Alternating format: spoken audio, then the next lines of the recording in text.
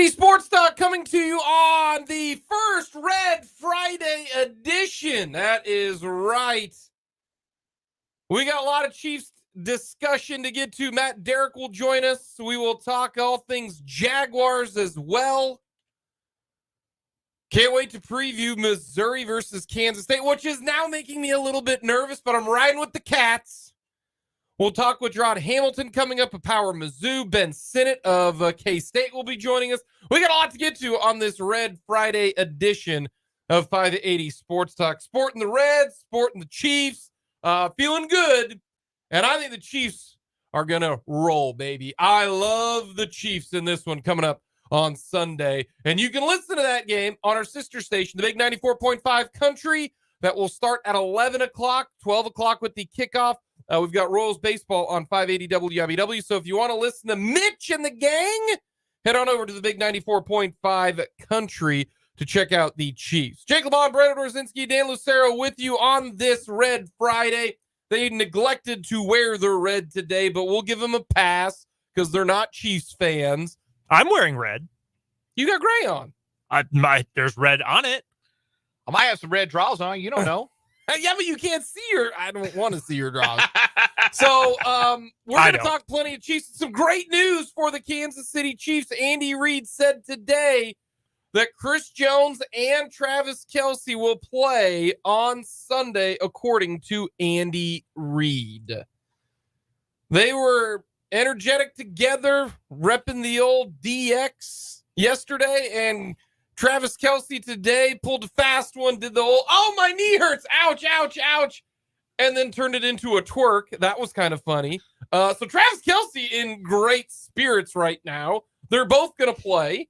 The question is how much. The question is how effective when it comes to the Kansas City Chiefs. So all in all systems go for this Kansas City Chiefs team coming up on Sunday against the Jaguars. And I think this game is bigger for the Jaguars than it is for the Chiefs. I think if the Jags start 2-0, I think you can really think about a fantastic season coming up for the Jaguars.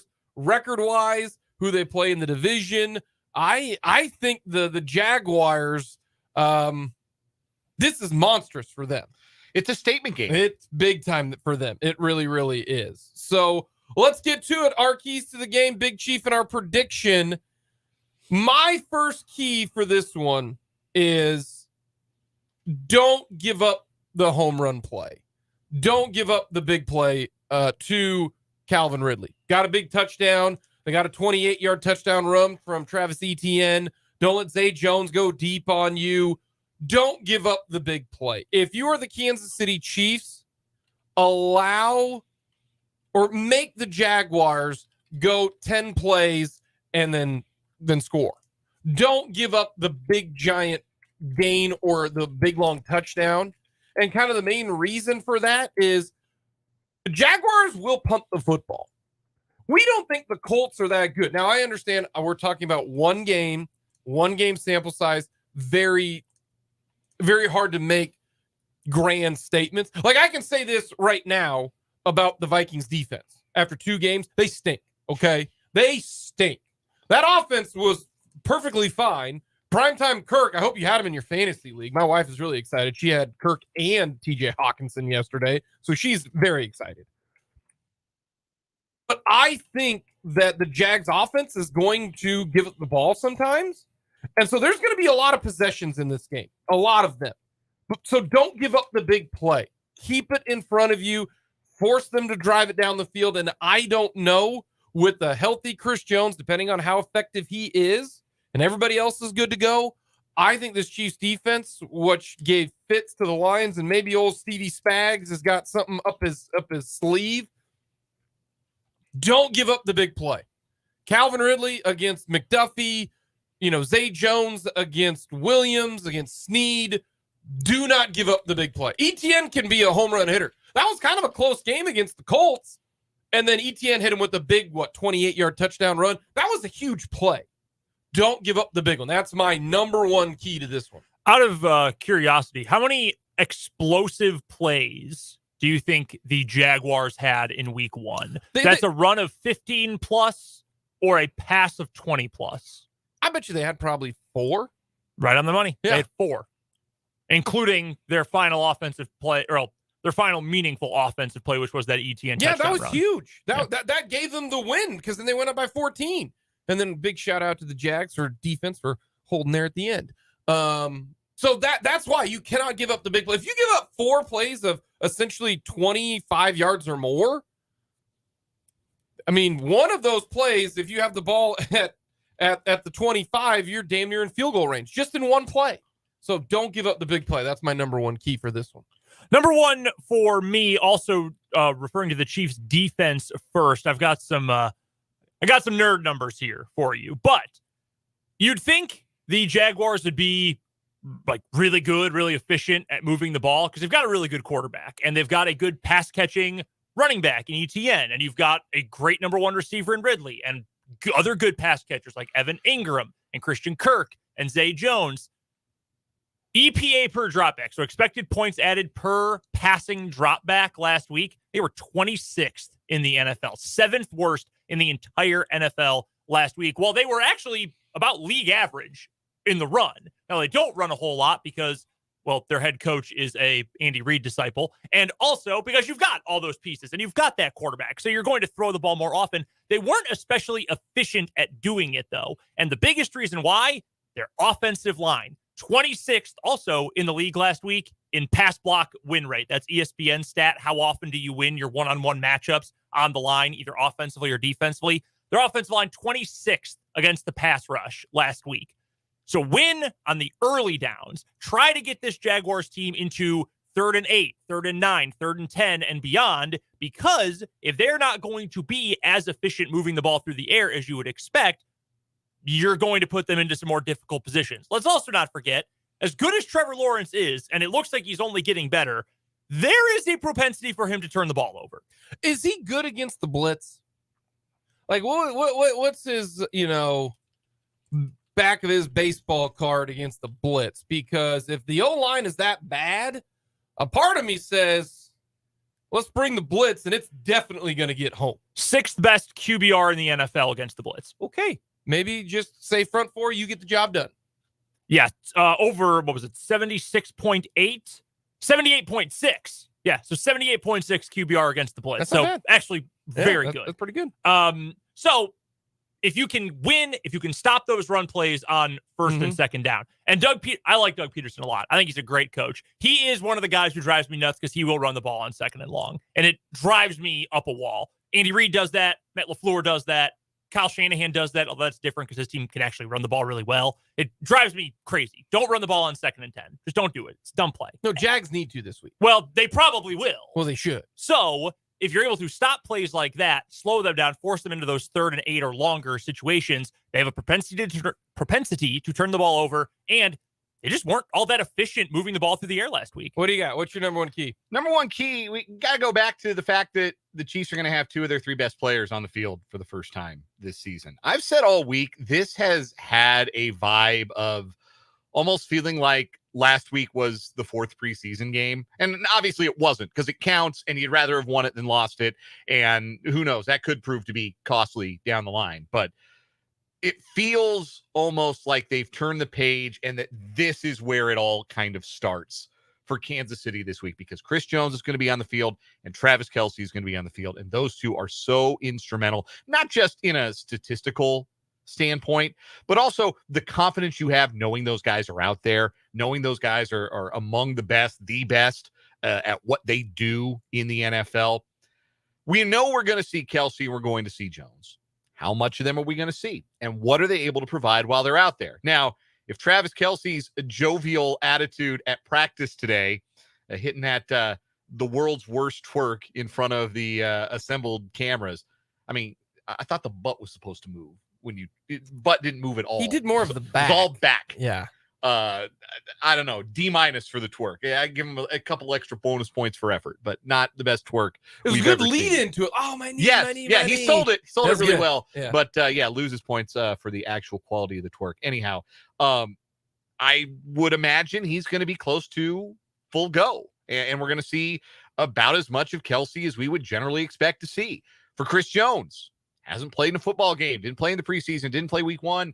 How many snaps is he going to get? Steve Spagnuolo notably would not put a snap count number on Jones when he spoke earlier this week, saying, you'll just have to see. There's a chance he could play his regular component of snaps. I'd be surprised, but there's a chance. And so those two being out on the field, what do they give you? Does Kelsey open up the passing game, give you a red zone weapon, give you a short yardage weapon that enables the offense to be more efficient and score more? Does Jones provide that missing pass rush element that they could have used a little bit more of to put a team, as Brendan laid out, off schedule on those early downs and make it harder for them to convert second and long, third and long situations? If the Chiefs get generally good performances from players that we expect good to great performances from, that's going to put them in really good shape to win. Do you know where Kelsey got that fake knee injury twerk thing from? Well, I can't know stay current. the current player, but then the current player got it from like a thing on TikTok. Is that where she got it from? Well, it was like, you fake an injury and you walk in and then you lead into the aha, gotcha, and then they do the twerking thing. Justin Jefferson did it once with his gritty once last year as well. I don't remember what which Fox team it was, but they got goofed by it. I still think it was Lo LaBonta from the Kansas City Current that did it first and inspired Jefferson to do it. Yes. Yeah. But I don't she know. went viral for that a couple years ago. She did, yeah. My second key, 3rd and 4th downs for the offense. If the Chiefs are good on 3rd and 4th downs, Chiefs win by double figures. The Chiefs will win, I think, easily if it's on 3rd and 4th down. And here's the reason why. Do you realize that the Colts were 3 for 17 combined on 3rd and 4th downs? The Colts, now they got the benefit because they got a DeForest Buckner scoop and score. That kind of helped their point total, if you will. But it was 7-7 against the Jags, right? 7-7. The Colts had not once, but 2 different times they had the ball inside. One of them was inside the, and I'm not counting the end of the game where the Jags got a big stop to cover the spread. Big shout out to the Jags. I'm talking the first half. It was 7-7. The Colts had 2 chances to score. They decided to go for it on 4th and short. They didn't. They got stuffed. If they convert one of those, they're getting points, and who knows what happens to this game. Just like we've talked about against the Detroit Lions, Andy Reid's going to have a decision to make on going for it on 4th down, whether or not you need to gamble and go for it or kick the field goal. Don't give him the opportunity. 3rd down in this game, if the Chiefs can somehow be better than the 3 for 17 that the Colts were, the Chiefs win this football game. So my offensive key, be good on 3rd down. Don't give Andy Reid the opportunity to be conservative and kick the field goal and no big plays allowed. They had 2 chances, the Colts did. Like that was two plays. Those 2 plays might be the 2 biggest plays of the game. If the Colts get it, who knows what happens in that one? And it's worth noting that in one of those 4th and short situations, the Colts ran the free money play, the quarterback sneak with the push with their tank commander of a quarterback. How does he not get that? He's 6'6", 240. Yeah, Anthony Richardson. They didn't get it. So I think it was pointed out last night because the Eagles, obviously, they played last night. They won. They ran that play. They ran down near the goal line, scored a touchdown on it. Apparently, every team that wasn't the Eagles in week 1 who ran the push, the sneak with the push, they were 0 for 4 converting that play. I know the Bears ran it against the Packers. Apparently, there's more complexities to it than the naked eye gives it credit for. The Eagles do it right. Whatever they do it right. The QB school, JT O'Sullivan, his breakdown of the Bears was an hour long, just ripping their offense. Essentially said, here's how to not do it. Justin Fields' feet were even. He didn't have it staggered, so he had no push. Yeah. And the running back didn't actually push him until he was already in the pile. Not how it works. You're supposed to push them into the pile. Give them the momentum. Yes, and you keep going. It ain't that. It shouldn't be that hard. It really shouldn't. Second key of the game for me, we talked about it earlier in the week, the rotation of the wide receivers and the, who is going to step up and should you intentionally pass the ball to certain guys more than other guys. I'm a believer that the cream is going to rise to the top here. And given a certain amount of time, and I don't know how much that'll be, could be half the season, could be 4 weeks, it might be 12 weeks. Hard to say. I don't know. But at some point, it is going to be clear who your most trustworthy guys are and who the top 4 pass catchers from the wide receiver group, they are going to come into shape as the year goes on. So in a game in which Travis Kelce is going to, he's questionable, he's going to play. Don't know exactly how much he will be able to play or what his impact is going to be. We talked to Mitch Holthus yesterday on the show, and he said, look, optimistic, but that was a concerning knee injury. He missed a game for the first time in a decade for a reason. So don't necessarily expect he's going to be his normal great self. You're hopeful for that, but don't bank on it. So if you're not getting 100% of Travis Kelce, someone else is to pick up the slack. I think it would make sense for the Chiefs to continue to spread the ball around, to try to get more, and Tony, and Watson, and MVS, and Ross, and Rice, and everybody else. Get everybody in the mix, because if you suddenly make it, we got to get Sky Moore involved, or Kelce's limited, so we got to make sure this is a Tony game. That is going to make things more one-dimensional for this Chiefs passing game. And against an iffy Jacksonville defense and an iffy secondary, don't give away your advantage. Do not give away the massive advantage your offense has. So continue to spread it around, continue to confuse them as much as possible. And I think eventually we'll get to a point where some guys do rise to the top. Confusion is a good thing when you're confusing the defense, Mhm. but confusion is not a good thing when you're confusing your quarterback. And I think that happened at times last week. And I think you could see it if you watch that game back against the Lions, that Patrick Mahomes didn't necessarily trust a lot of what he saw, whether it was in the route concepts, whether it was maybe seeing defenses that he did not expect to see. And that's an advantage that you have when you play a team in week 1. You can come out and do something you've never put on film before, which is essentially what the Lions did last week. But when Mahomes doesn't trust what he sees, he still has the tendency to bail the pocket a little bit early, maybe do a little more with his legs, which, I mean, he's more than capable of making plays with his legs. And sometimes the throws just a little bit off, just lack a little bit of that sharpness sometimes that makes him great. So for this week, I think a big key is for Mahomes to trust what he sees. Better communication with himself and his wide receivers, better communications on routes, and just that confidence to drill the ball in there when he sees the open guy, rather than maybe doubting if that guy's really open in the concept against that defense. I think this will be a much better prepared passing game in week 2. 1, because what the Jags do is on film.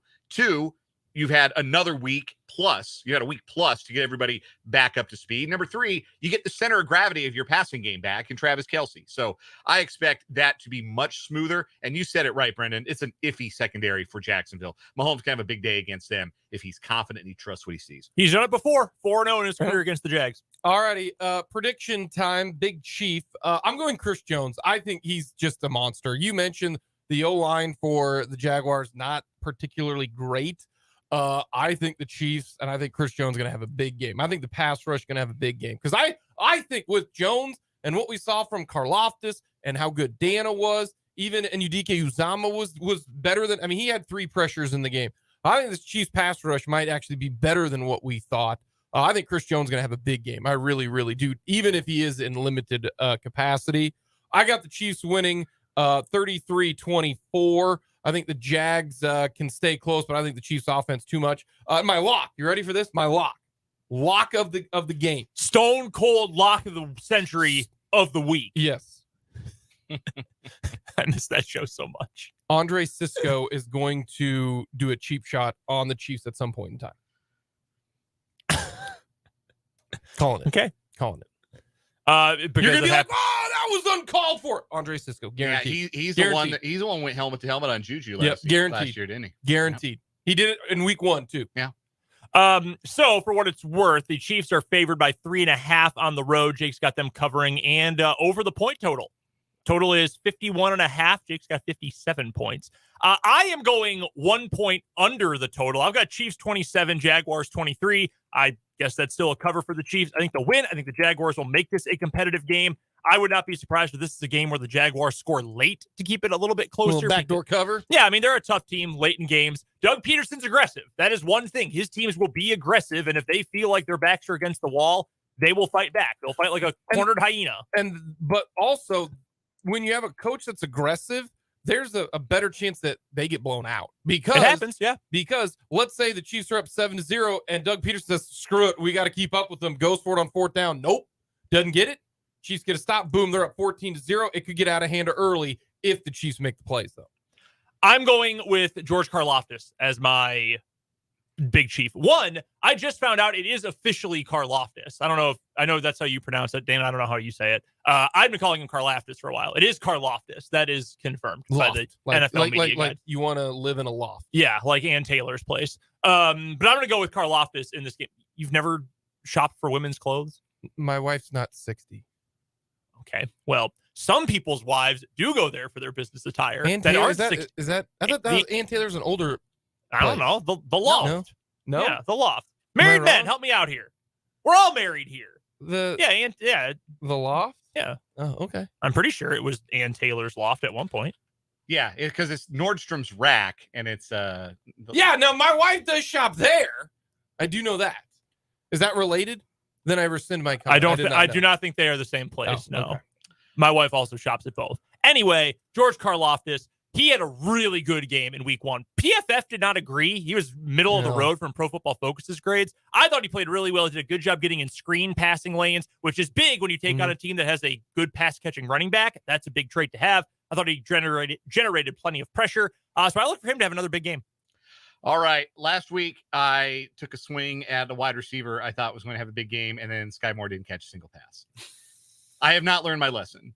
I have in relation to Sky Moore, but I'm making another prediction about a wide receiver getting heavily involved. I do think the Chiefs are going to get Kadarius Toney involved. This could be the kiss of death here, Brendan. The Dan Lucero kiss of death. It might happen. I think they're going to get him involved early. They're going to try and get his confidence up. They're going to try and get him on the perimeter and use his speed to make some plays and be kind of an extension of the running game a little bit. Use all 53 and a third from sideline to sideline to kind of function as the running game. And I think he will score a touchdown. I think he'll get involved in the red zone, score a touchdown. So Kadarius Toney's my big chief. I think the Chiefs win this one and cover 30-24 KC. Coming up, a quick edition of Change My Mind, and then we'll talk with Jurod Hamilton of Power Mizzou on all things Missouri and KC.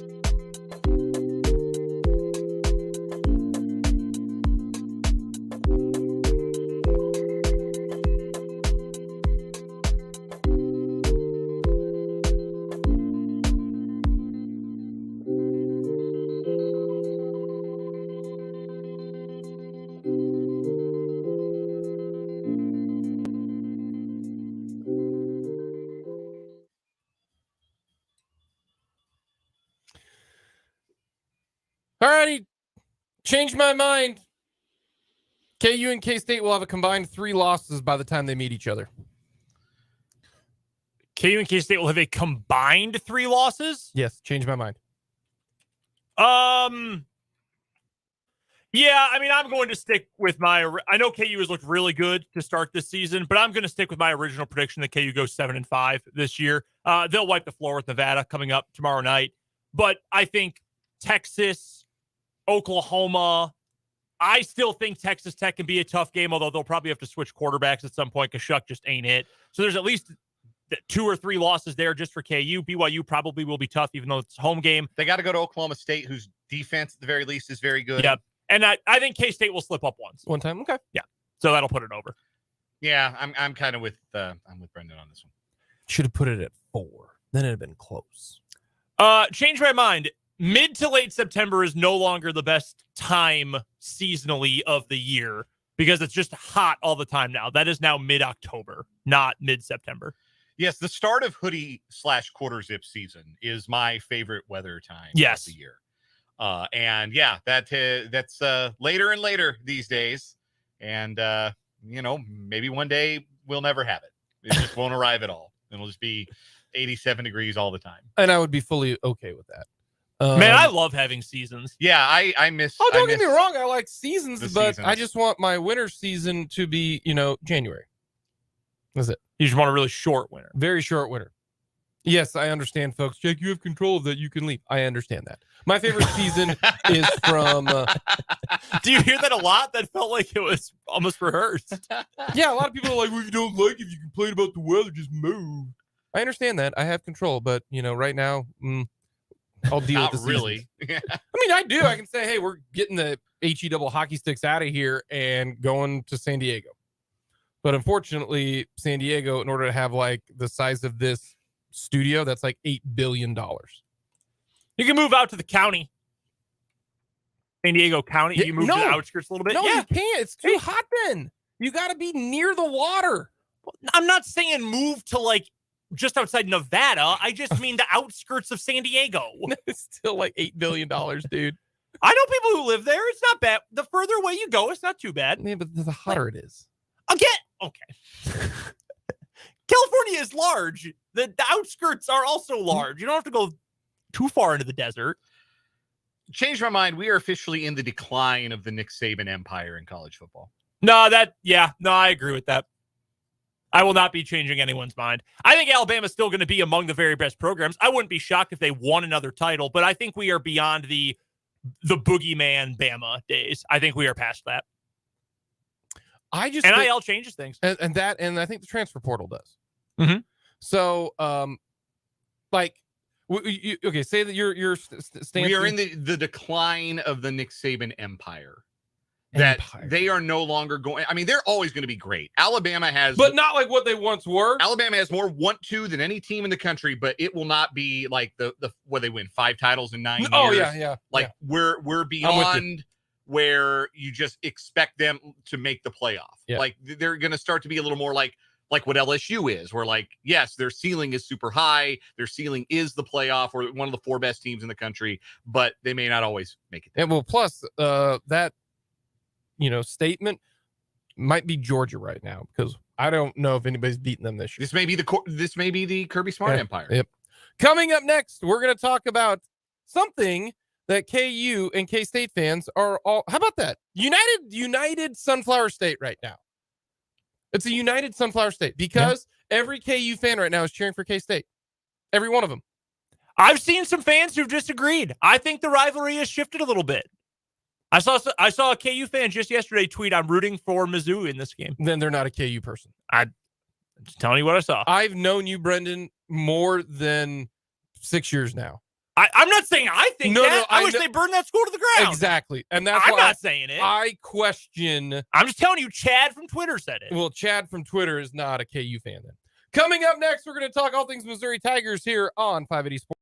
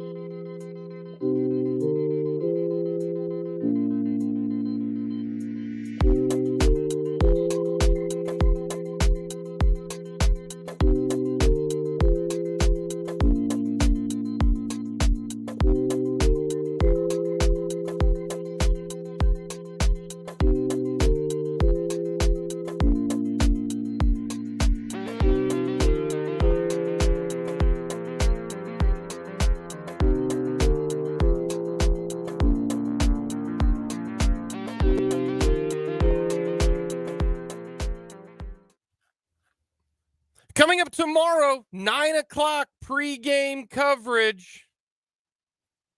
K-State taking on the Missouri Tigers. That is right. 9 o'clock pregame coverage, 11 o'clock kickoff from Faurot Field.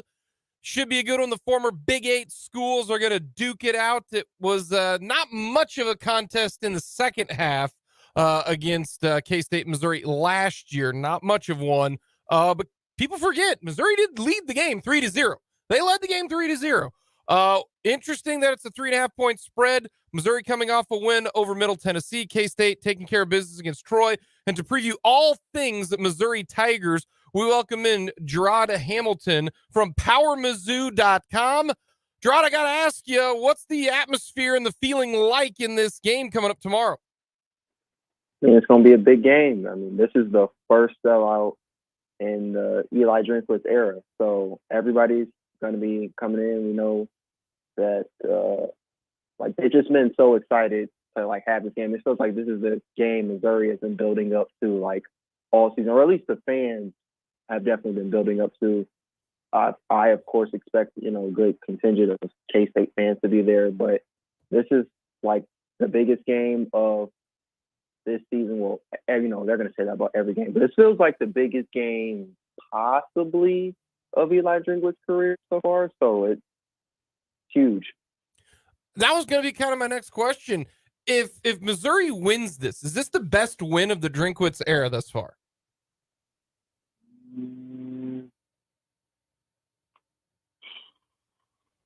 Probably be up there with, and I've only been here maybe a year and a couple of games, but I do remember them beat LSU after LSU won the title. Obviously, a little bit of a more watered down LSU team, but that was still pretty big. It'd be huge. It'd be up there. It's not the best. They start 3-0 for the first time. Last week was their first time being 2-0 since he's got here. So if they can go 3-0, then they got Memphis in St. Louis next week, and then after that is Vanderbilt. They can go into the LSU game 5-0 and possibly ranked. So there's a lot going on, right now. So I think it'd probably be up there. The over-under in this game, pretty low for a college game. Started out near 48, 49. Now it's dropped. Do you expect this to be a low-scoring game?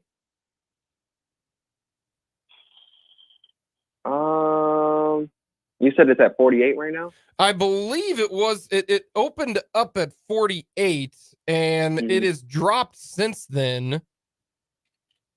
And let me double-check here real quick. The over-under in this game, now it's 48.5.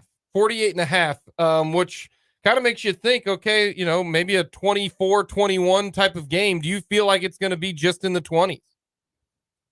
It has a good chance to. Missouri, it's just we haven't really seen that big explosion, explosive offense that they've been talking about all summer with new OC Kirby Moore coming over from Fresno State.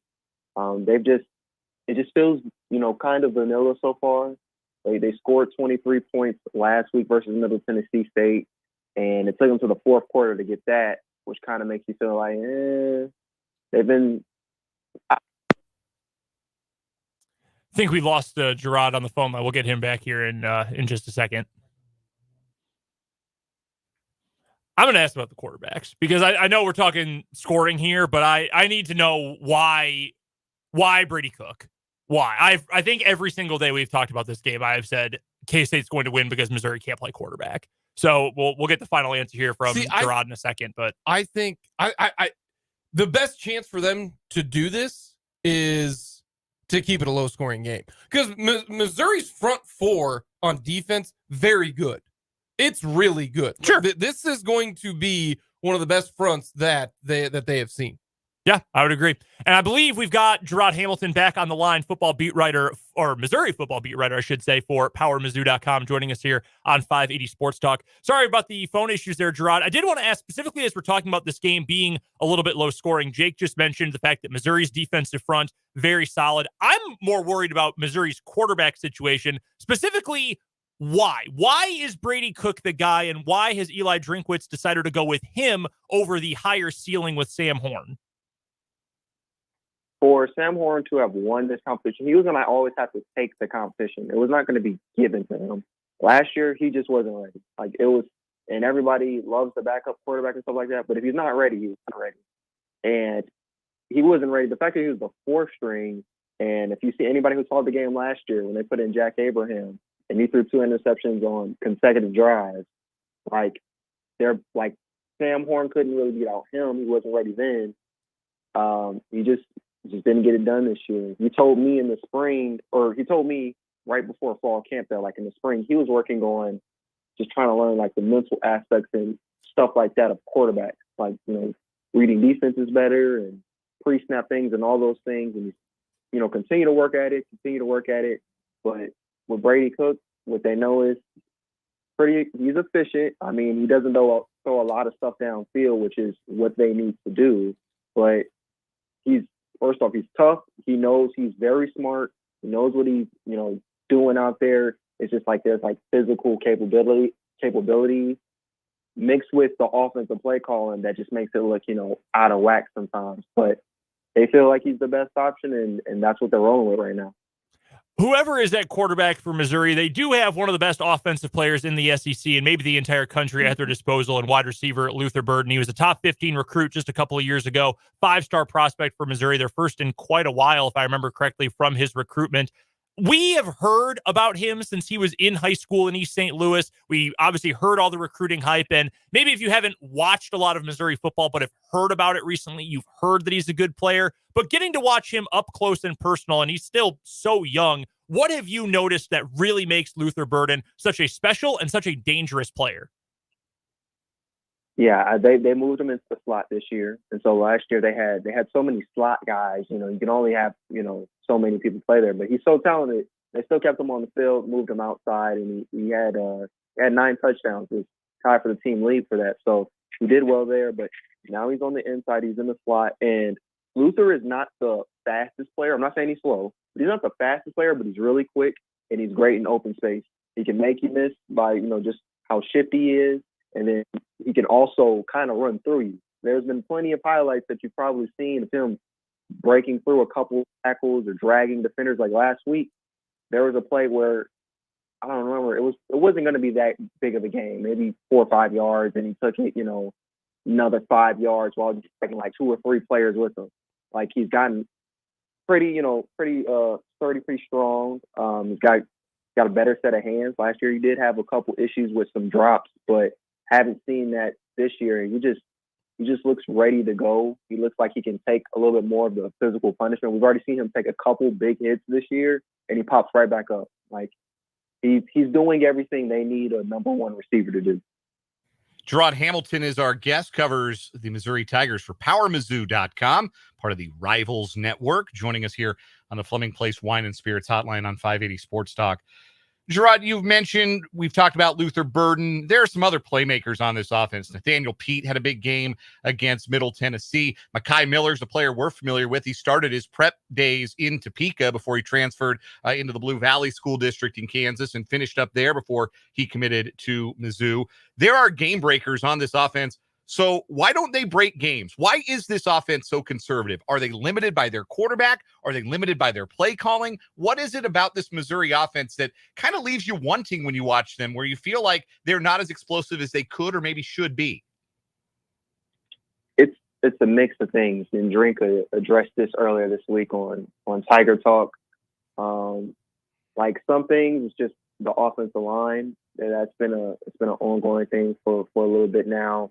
Some things is on the quarterback. Like last week, Brady Cook probably should have had a couple of deep touchdown throws to Luther Burden, and he underthrew him. And it was enough that, like, Luther had to, the first one, I remember he had to slow up to try to catch it and kind of, in a way, try to draw a pass interference, because that's how much he had to slow up.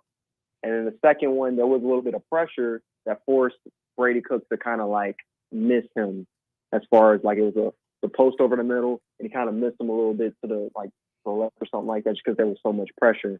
Sometimes Brady, he good at the underneath stuff. That's his thing, for routes to underneath, screens, slants, all that good stuff. But he will take that instead of like taking the deep shot that may be open or something like that. And that could just be him missing the read. And Drink has also talked about that a couple of times where it's been shot downfield and they just haven't taken it.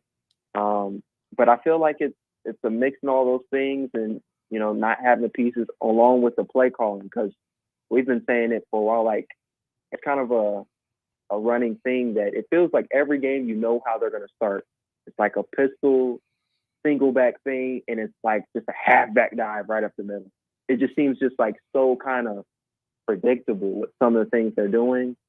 But I think it's kind of a combination of all those things. Kansas State's bread and butter on offense starts with the experience they have on their offensive line. Cooper Beebe is one of the best linemen in the country. They're missing their right tackle, Christian Duffy, but 4 other starters back. They've got experience that they can rotate in. They're really good, really stout up front. So for Mizzou in that matchup, who are the players that need to be game breakers on defense and be disruptors and throw a wrench into Kansas State's offensive game plan? Who are those guys going to be for Mizzou that need to have a big game on defense if they want to slow down the Cats? It's going to be a few. They're going to need stuff from their edge rushers. So Johnny Walker, Darius Robinson, their defensive ends, and they're bringing back 8 starters on defense. But the big thing was they lost two of their starters. They lost were a defensive end. Another one was a safety, but they kind of got somebody who can, you know, play that role in Dalen Carnell. But they lost their top 4 leaders and snaps at edge. So that was kind of a position of concern. They moved Darius Robinson from defensive tackle to defensive end, and then they got Johnny Walker. And so far, both of them played, you know, pretty well this season, enough to where you think like, okay, we don't really have to worry about these issues, you know, if you're Missouri. But they have to play. They have to get some pressure. And like you mentioned, this offensive line is pretty good. They're bringing back a lot of returning talent with a lot of experience. They've got to get some pressure. And then the cornerback. I don't know how many, I guess if you did a tail of the tape, I don't know how many things where you would say Missouri has an edge over, you know, Kansas State in at this moment. But secondary is probably it. I think they have one of the best, you know, cornerback duos in the country, if not the best, in Chris Abrams-Drain and Ennis Rakestraw. Those are some playmakers. They're going to have to limit Phillip Brooks in this wide receiver core. Like they've got to shut that off and, you know, be able to focus on that run game and kind of, you know, stop them in their tracks. But that's going to be important to kind of cancel off the passing game of K-State. Last few questions for you, Jurod. So what is something that Missouri fans are worried about? Is it K-State's front 4 that has gotten 8 sacks in 2 games, tackles for loss? Is it Will Howard running it? Is it the K-State, you know, offense? Is it the Cats secondary? What is it that Missouri fans say, yeah, I really don't like this matchup coming up? I think it comes down to, for Missouri to win this game, basically, they have to throw the deep ball. The problem is they're not good at throwing the deep ball, either because the quarterback just maybe sometimes can't get enough under it, or because he's not getting enough, protection. So the fact is, like, that's what worries. It's more of what Missouri isn't doing. Okay. I feel like is what Missouri fans are worried about more. Like they recognize that K-State is a really good team, obviously a top 15 team for a reason. But it's just like they think, well, there's the offensive line problems, the run game. You know, it's all right, but you know, it leaves some to be desired. And then if you look at the wide receiver numbers, Luther Burden, he's the one racking up everything else. They brought in, you know, playmakers, and they going into fall camp. There was a point in time where Drink said there was 9 or 10 guys he believed to play. Now, obviously, that by the end of fall camp, that narrowed down to 5 or 6. But you're not really seeing other people get the ball that often besides Luther Burden. And when that happens, obviously defenses can key in and zone in on that. So I think it's more so about what Missouri isn't doing that kind of has them apprehensive before they even start thinking about what other teams can do. Last question I got for you. Give us your prediction between K-State and Mizzou. I've got Kansas State winning 31-17. Missouri just hasn't proven with that offense to they can put enough points. Like if they score 23 to 24, like to be honest, it feels like that's kind of a good day. They just have, and it's been feeling like this since I got here about a year ago. Like they just can't do it. And so while Missouri's defense is good, the problem is like unforeseen events, like the safety that happened versus Middle Tennessee State, or punting on the opponent's side of the field, fourth and short, which for whatever reason Missouri keeps doing things like that, or whatever other type of turnover or miscalculation, like that keeps forcing their defense to be on the field over and over. And no matter how good you are on defense, if you're on the field all the time, eventually an offense will take advantage of that. So I think that kind of plays a role. Jurod, thank you so much for the time. We appreciate it. Should be a rowdy crowd there at Faroe Field. Thank you so much for coming on. Appreciate you guys. Jurod Hamilton, PowerMizzou.com. Likes the Cats by 14. 2-touchdown margin. I said this right away when the line is at 3.5 right now. Everybody's on the Cats. 93% of the bets are on the Cats. That is a staggering amount. Which is interesting because you'd think the line would have gone the other direction this week, but no, it opened at K-State -6. I think the weather is probably a factor. It looks like for a second straight year, it might be rainy, might be wet, maybe even a weather delay could come into play, just like it did last year. Is that what they're forecasting? Yeah, there's definitely rain in the forecast. The one question I'm bummed I didn't get to ask Jurod because I didn't know how to phrase it, and I really am dying to ask every Mizzou person this question, but I don't know how to ask it nicely. And my question is, do y'all like Eli Drinkwitz? Like, do you like him? Do you like his act? Do you like how he presents himself? Do you like how he represents the program? Do you like how he coaches? Outside of the Antlers, I don't really think their fans do. Like, that's just kind of the vibe I get. Like, when we win, good, but you better keep winning or we're going to really sour quickly. I think the coaching advantage is significant in Kansas State's favor. It's one of the things that makes me very confident in them winning tomorrow. Coming up, we will talk more Big 12. Not a lot of great games in week 3, to be honest with you. We'll get to that, plus our thoughts on KU. That's all coming up to start the 3 o'clock.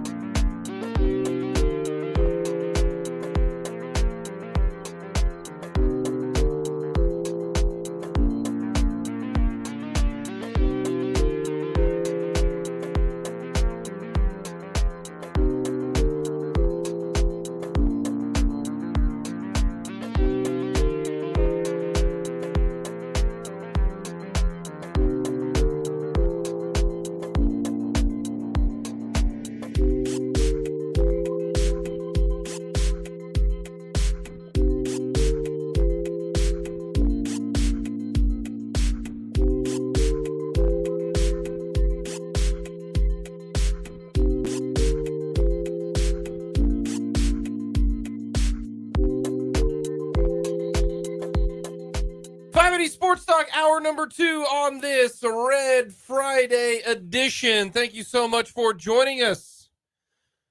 Jake LeBon, along with the green hat Friday wearing Dan Lucero and Brendan Dworzynski. Yeah, I guess we both are wearing green and yellow. Bring your green hat. You didn't get the memo? I did not get the memo. I'm too busy rocking my Chiefs and Red Friday going on right now. I at least wore an NFL hat.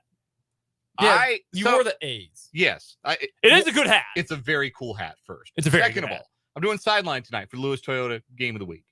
And when I'm doing sideline, and Brendan will appreciate this, I try to wear a very visible and distinct hat. I'm going to be on the sideline for Shawnee Heights Seaman. It's going to be a lot of blue. It's going to be a lot of red. There's not going to be a lot of green. I'm going to be the guy in green. It's going to be easy for Brendan to see. It's going to make the broadcast sound that much better. Yeah, I sound better or... Well, no, it will, because I'll easily be able to know, Okay. Dan was right in front of that play. Okay. Let's send it down to Dan. I guess in the end, it's really up to him. But Yeah, correct. no, I'm going to do my part. Correct. I agree with you wholeheartedly. That's why Zach Watkins wears always a yellow hat when he coaches. I got it half right yesterday. I had red for my hat. I was doing sideline for Dan and Greg yesterday for Topeka High versus Liberal. Liberal also wears red. Yeah. So that's not great. But I was on the Topeka High sideline, which was all black. Yes. Yeah, So you were fine. that's easy enough. Looking forward to that game tonight. Going to be a really fun one. Shawnee Heights and Seaman. 2-0 versus 2-0. Yeah. Did you know Shawnee Heights has won 8 of the last 9 head-to-head meetings? I did not know that. Now you know that. Last year was the first time they had played since 2017. Seaman does lead the all-time series, though, 35-22. 7 o'clock kickoff. Man, 6:40. 8 in a row. Wow. Yeah, or 8 of 9. 8 of 9. Yeah, Okay. 8 of 9. Game That's tonight, a good 7 o'clock. rivalry. I'm glad that's It back. is. It I'm is a glad very that's good back. rivalry. That's good stuff. Well coached, similar kinds of football. Both teams with quarterbacks who have kind of come out of nowhere and have put up insane numbers through 2 weeks. So, Yeah. no, that should be a The blast. Vikings throwing it. Yeah. Normally you don't think that. No, I mean, neither of these teams. Yeah. Brand new starting quarterback for Shawnee Heights this year, Raiki Thule. Should be a really fun game. 6:45 pregame coverage on Country 106.9. Tomorrow, we'll have Washburn. They travel. And then Sunday, the Chiefs will be on the big 94.5 Country. So if you want to listen to Mitch, go to the big 94.5 Country and listen to the Chiefs take on the Jacksonville Jaguars. We will get to Matt Derrick coming up at the bottom of the hour. News today is that Andy Reid did say that Travis Kelce and Chris Jones will play. Travis Kelce listed as questionable. Interesting to note, what are they going to do at running back? Clyde Edwards-Helaire. He gets sick a lot. He took that over now for Frank Clark. Yeah, the sickest man in the locker room. The Chiefs get sick more than any other team that I've ever seen before. Ever. I don't know why. They're always sick. Maybe they got to work on that cafeteria food. Maybe, hygiene, wash your hands, douse them in Purell. I don't know, but they're always sick. They are always sick. I have no clue. Let's get to the Big 12 and a little KU versus Nevada. The Big 12. College football. Fox Sports. Is it on Fox Sports? No, it's on CBS Sportsnet. There's a reason why we haven't previewed this game a whole lot outside of just a few little, questions to Paul and all that, is because Nevada stinks. They're dog water. Dirty brown water trash. They're awful. There's your preview. They're just not good. Do you know that right now? What is the what are the odds of Devin Neal scoring an anytime touchdown? I would guess like minus 110, minus 125. I actually have a book up in front of me right now. No, you're not supposed to look at it, dude. You're supposed to guess. I thought you were asking. No, I know. That's why I was asking you guys. Minus 190. Minus 650. Holy cow. What? Minus 650. Okay. You guys are like minus 110. I'm like trying to hold in my laughter. Like Lawrence Arnold, minus 230. Jalen Daniels, minus 210. They really don't want you to wager minus on this game. 650, you said? 650. Like, guys, that's what my point is. They're expecting KU to hang like 60 on this Nevada team. If Idaho scored what, 40? What's KU going to do to this team? By the way, the implied probability of a minus 650 bet is about 87%. So Vegas is saying there's an 87% chance that Devin Neal scores in this game. Idaho beat Nevada 33-6 in Reno. I don't care if it was in the CVS parking lot. And Idaho hasn't been FCS in a while. Like, it's not like they're just transitioning out of being FBS. Like, they've been FCS. They were picked 5th in the Big Sky, which, granted, good FCS conference. If you're picked 5th in the Big Sky, you should not be winning games over FBS teams by 4 touchdowns. Typically, yeah. No, I mean, it's bad for Nevada, man. They just have never recovered from Jay Norvell leaving, which is funny in a way because Colorado State has also been bad since Jay Norvell showed up, but they lost all their talented players. They all either graduated or transferred. You know, Romeo Dobbs is with the Packers now. He was really good there. Carson Strong, their quarterback, he moved on to the NFL. Not in the NFL now, but still. They lost their most talented players. The best players they had remaining transferred either to Colorado State or elsewhere. They have been ravaged by the portal and haven't gained anything through it, and they can't recruit because there's absolutely no cachet in the program. I mean, it is bleak. Paul said they were worse than UMass yesterday. Yeah. Like, without question. The line is only 27.5. Like, the only reason you take Nevada in this game, the only reason is you think that KU is overlooking them. It's a road game, and they're just going to play with their food. That's it. KU's going to score 50 in this game. They're going to score 50. The question is, can they hold Nevada to 22? That's the question. I will give you one reason. I don't believe this is going to change anything, but I will give you 2 words for the only other reason why you would not pick KU to cover the spread in this game. It's one of your favorite 2-word phrases in all of sports. Body clocks. KU has not played a Pacific time zone game since 2002. That's the only other thing.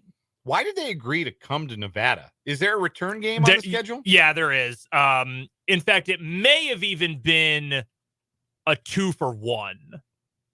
I will double check that for you, but it's not listed. Where is the return game? Okay, so it is a 1-for-1. It is a true home and home. Nevada's coming to Lawrence in 2029.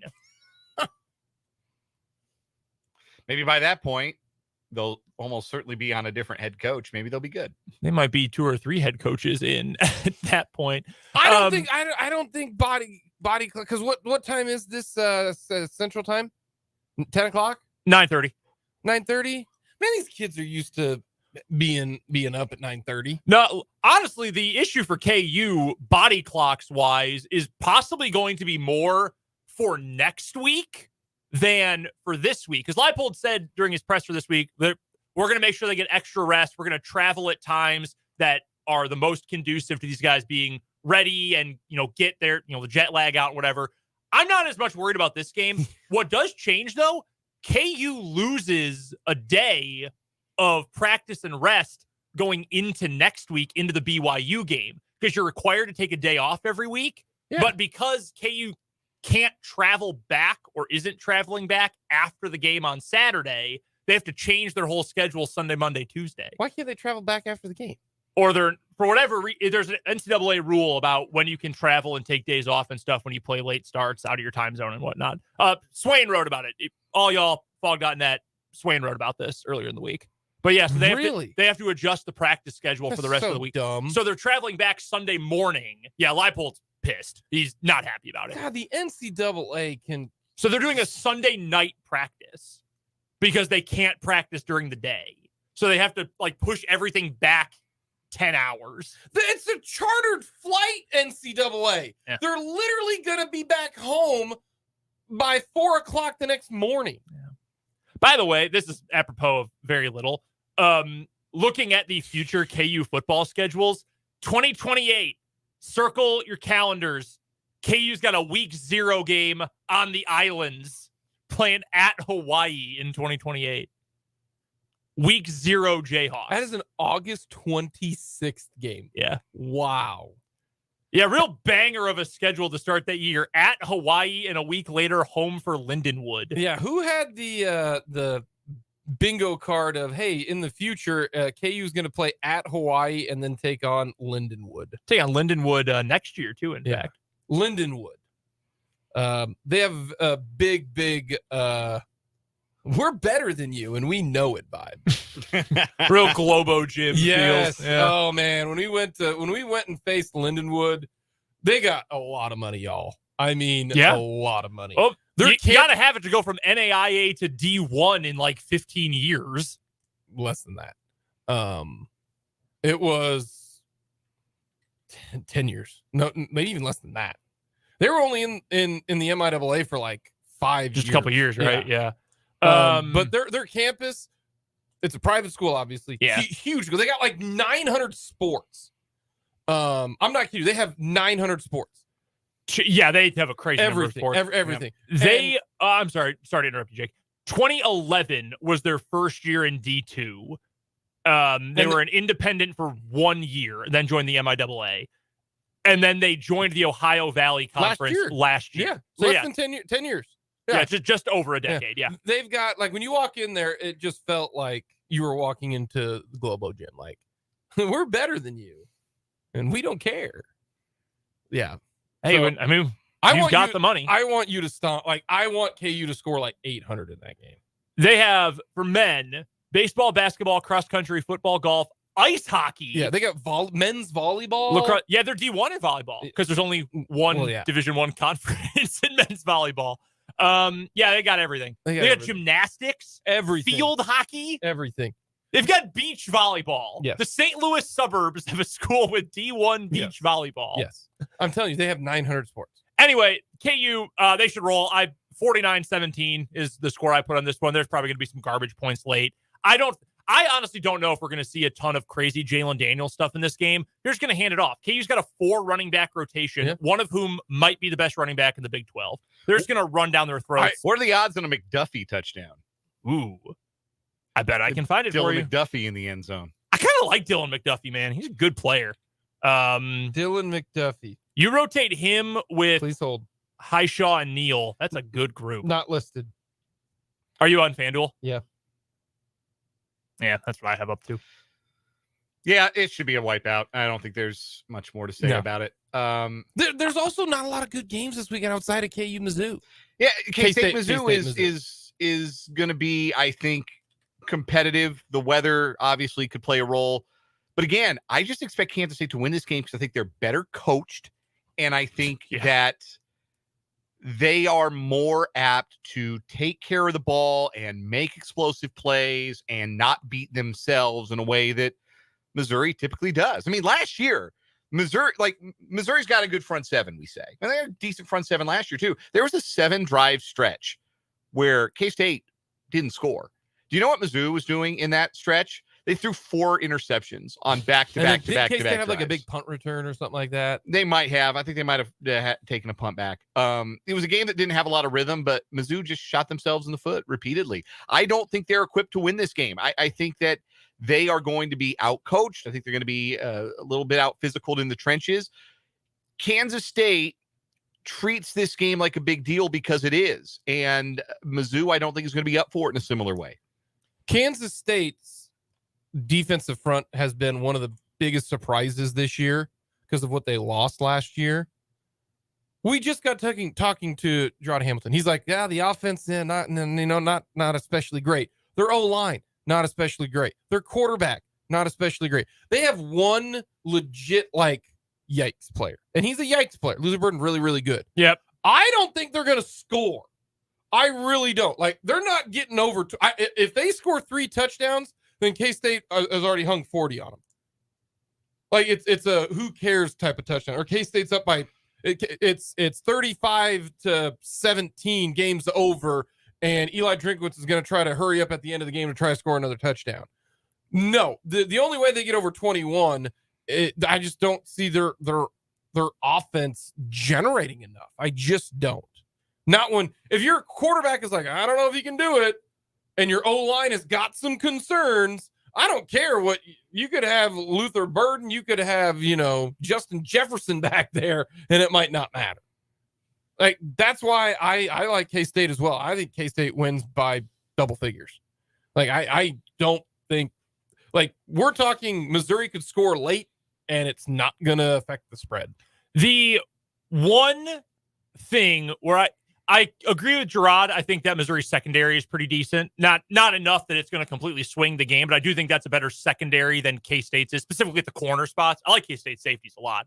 The corners, fine. And if you want to talk about just best single individual talent in the game, that's probably Burden. Every single other positional matchup belongs to K-State in this game, including, like you pointed out, Dan, coaching. This is as lopsided as we're going to get between two Power 5 teams all weekend. K-State doesn't turn it over, didn't have any stupid things. K-State wins by 10. At least. Yeah, it should be more than that. Yeah, if they play mistake-free football, which they haven't done, to be fair, the first 2 weeks, Howard's thrown a pick in each of the first 2 games, just kind of taking deep shots that he's overthrown, that he's sailed a little bit, that have turned into picks. The problem with those is that they're on like first and second down. Yeah. But, buddy, third and long, go for it. That's fine. It's an arm punt. Right. Yeah, you got to rein that in a little bit. But if they are able to play mistake-free football, they should get out of there with a win. And I think there's going to be a lot of purple in that crowd. Like, I don't know if it's going to be to the point where it's embarrassing for Mizzou, but there is going to be a lot of purple at Faroe Field. All right. We've been talking about K-State as a 3.5-point favorite. Can I interest anyone in an alternate spread? You can get plus money if you bet K-State -5 and a hook. Can they win by 6+? Well, it opened at 6. No, didn't it open smaller? I thought it opened like the look ahead was, I got it at -2 last week. Yeah. The look ahead before week I got it at -3.5 was 2. It opened after the dust settled on week 2. It opened at 6. Okay. That was the consensus line. Like, I don't know, your book of choice, it might have been different, but the consensus line was 6. And it has since moved where the consensus is 3.5. Yeah. I like the Cats. There's really not a whole lot of fun games in the Big 12 this week. There's one conference game, which is fun, TCU Houston. And I think TCU is going to take care of business against Houston. I think Houston, you're not that guy right now. I think there's a chance TCU stinks. I know Houston stinks. Yeah. That's kind of how I feel about those two. Unless for some reason Rice is now, they're not. let me answer that for you right now. They're not. The other game that KU fans need to be following, and I think this one is more interesting than the backyard brawl, but BYU at Arkansas. Folks, if BYU goes to Arkansas and wins, BYU is going to be a game that you don't want to play because they're big, they're physical, and if they're 3-0 going into the game against KU, that's a huge one, man. A really big one. But BYU is big and physical. Yeah. That one I'll be interested. That's what Paul, pointed out, that said, Arkansas's got better Jimmies and Joes, and they both like to do the same thing. But that's a sneaky big game for the Big 12 to see how good BYU is going to be. Arkansas 2-0. I'm assuming Arkansas has played literally nobody. Arkansas so far has beaten Western Carolina and Kent State. They do not have Rocket Sanders for this game, who's their star running back. Yeah. That's a big loss. Huge loss. Tempted BYU +8.5. I was tempted. I have not eaten the fruit from the tree, but I have stood in front of the tree and contemplated. Those are really, and then the backyard brawl, but West Virginia and Pitt, not great. Like, fun atmosphere. I don't think it's going to be a real good football game, and I think Pitt probably beats them. Yeah. They're going to be hacked off about how they played against Cincinnati last week, and I just think West Virginia doesn't have a quarterback. I don't think. No, Garrett Green's not in. Yeah, either. I don't think Garrett Green's very good, and the play calling is just. I'm still not over the play they called on that 4th down, where they brought in the backup quarterback and lined him up at wide receiver and then motioned him to the backfield and then motioned the quarterback out of the backfield and snapped to the backup quarterback, who ended up taking a 6-yard loss because there was nobody to throw to, because it was the most obvious trick play in the history of football. And that's saying something, because Andy Reid lines up Blake Bell under center. I don't know that you can call that a trick play. It is just a quarterback sneak. But when your tight end is motioning to it it's the most obvious thing that's going to happen. Really dumb. No threat. It of the is pass. really dumb. No I threat agree. of the pass. No threat of the pass. Any I other can't game stand you're it. intrigued in elsewhere this weekend? I mean, it's not a pretty slate. Jason Kirk, college football writer, member of the Shutdown Full Cast crew. He does a watch grid every week to break down all the games into watch this, maybe watch it. Is this like the poop emoji? It's football. It's football. Those are the three categories. There's only one game on the watch this side all weekend, and it's the Backyard Brawl. And it's strictly because it's the rivalry. There's just not a lot of real great, like Tennessee, Florida, maybe. But, people who follow college football always say this, that it's the weeks that look like this that the weirdest stuff happens. Florida, I think, is getting 10.5 at home against Tennessee. Heads on swivels. Also, Coach Prime is on 9 p.m. Coach Prime, 18th ranked Coach Prime, taking on Colorado State in Boulder. A crowd that will be out for blood, and now a team that will be too. Tickets as low as $144. That's what's being advertised on ESPN.com. Let me ask you this. How many, if you are going to the game and you're a Colorado fan, and if you don't show up in sunglasses, then you're not a Colorado fan. You're not a Colorado fan. I know enough Colorado fans to be aware of what is going on, I guess what you would call Buff's Twitter. That is absolutely the dress code. If you don't, it's kind of like if you're a KU fan and you want Missouri to beat K-State, you're dead to me. If you show up without sunglasses, just you know what? Somebody will be there and be like, put these on, don't embarrass yourself. Coming up. Probably is true, actually. Very true. Coming up, we got On Second Thought, and then we'll talk with Matt Derrick.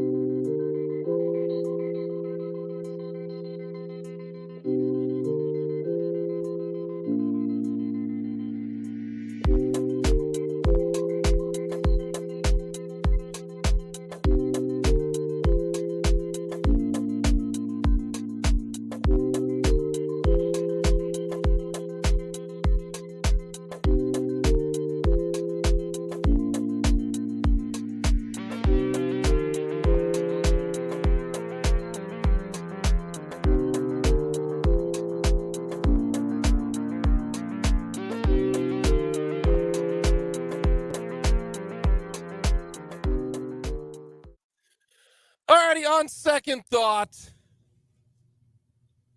I really did think if you could just not fumble the ball, you could have kept it close. Just literally hold on to the football and don't give it to them. Nebraska, what was that? Like, I was like, man, everybody's on the Colorado Buffs. You know, all they got to do is just run the ball.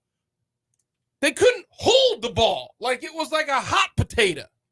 Like, I was just so wrong on Nebraska. And I don't think Colorado just gave it to Nebraska like a lot of people thought, because Nebraska gave it to Colorado. My gosh,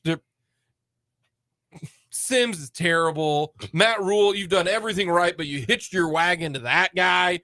Go in the transfer portal, offer somebody $500,000 and have him be your quarterback. Yeah, I'll stick with the same team. God, I can't believe I fell for that. I've offered Nebraska. a slight mea culpa on this already, but I really thought Sims would be a better player outside of Georgia Tech, because I mean, the development of Georgia Tech during the what was his name, the idiot Jeff Collins era. I mean, it was terrible. He's one of the worst coaches of recent memory.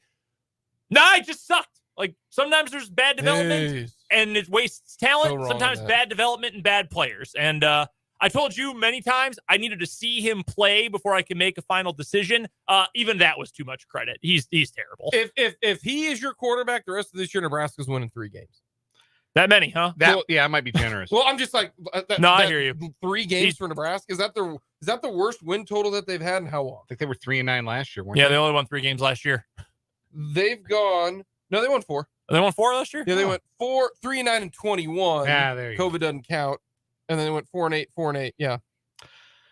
On Jeez. second thought, maybe I need to stop giving the Steelers and Mike Tomlin benefit of the doubt. I thought they would cover and possibly even beat the 49ers, and they had 1 yard of offense for the first 28 minutes of the game. Matt Canada, bad at his job. Kenny Pickett, maybe not him. Maybe not just yet going to be him. And maybe this is the year that the Steelers can't deliver on what they typically deliver on, which is generally competitive and winning football. The game for the Steelers coming up, that's a monster one, man. My dad is a Steelers fan. He's been trying to tell me Mike Tomlin's a bad coach for years. And I'm like, what do you mean? Bad coach? Yes, like bad. Like, my dad is not a Mike Tomlin fan. And I know he has lots of company among Steelers fans too. Really? Yes. They don't think he brings anything to the table. Let's say that. Really? Yeah. They don't think he's a good game manager. They've never competitive. Yeah, but maybe that's the players. I don't know. That's my argument. That roster last year was butt cheek. One big flaming ugly wart-filled butt cheek, man. And he got them to a 500 or better record. Yeah, he did. Like, that's a bit. I'm a big Tomlin guy. I love Mike Tomlin. Mike Tomlin kept the world from knowing Antonio Brown is a nut. Yeah. Nobody knew about that until he left. Yeah, I don't have anything like really bad to say generally about Mike Tomlin. My dad's never been a fan. Really? And when I told him that I had a financial interest that was a bust on the Steelers covering the 2.5 against 49ers, he says, I would have told you not to do that. Maybe one day you'll listen to me about Mike Tomlin. Is Pittsburgh the favorite or the dog against Cleveland? They got to be the favorite at home, right? No, I don't think. Yeah, they got. It's like the spread's real tight. It's essentially a pick 'em. Last I saw.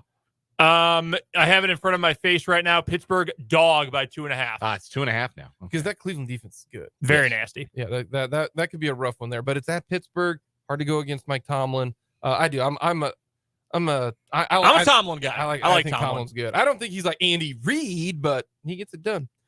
Coming up, we're going to talk with Matt Derrick on all things Chiefs football.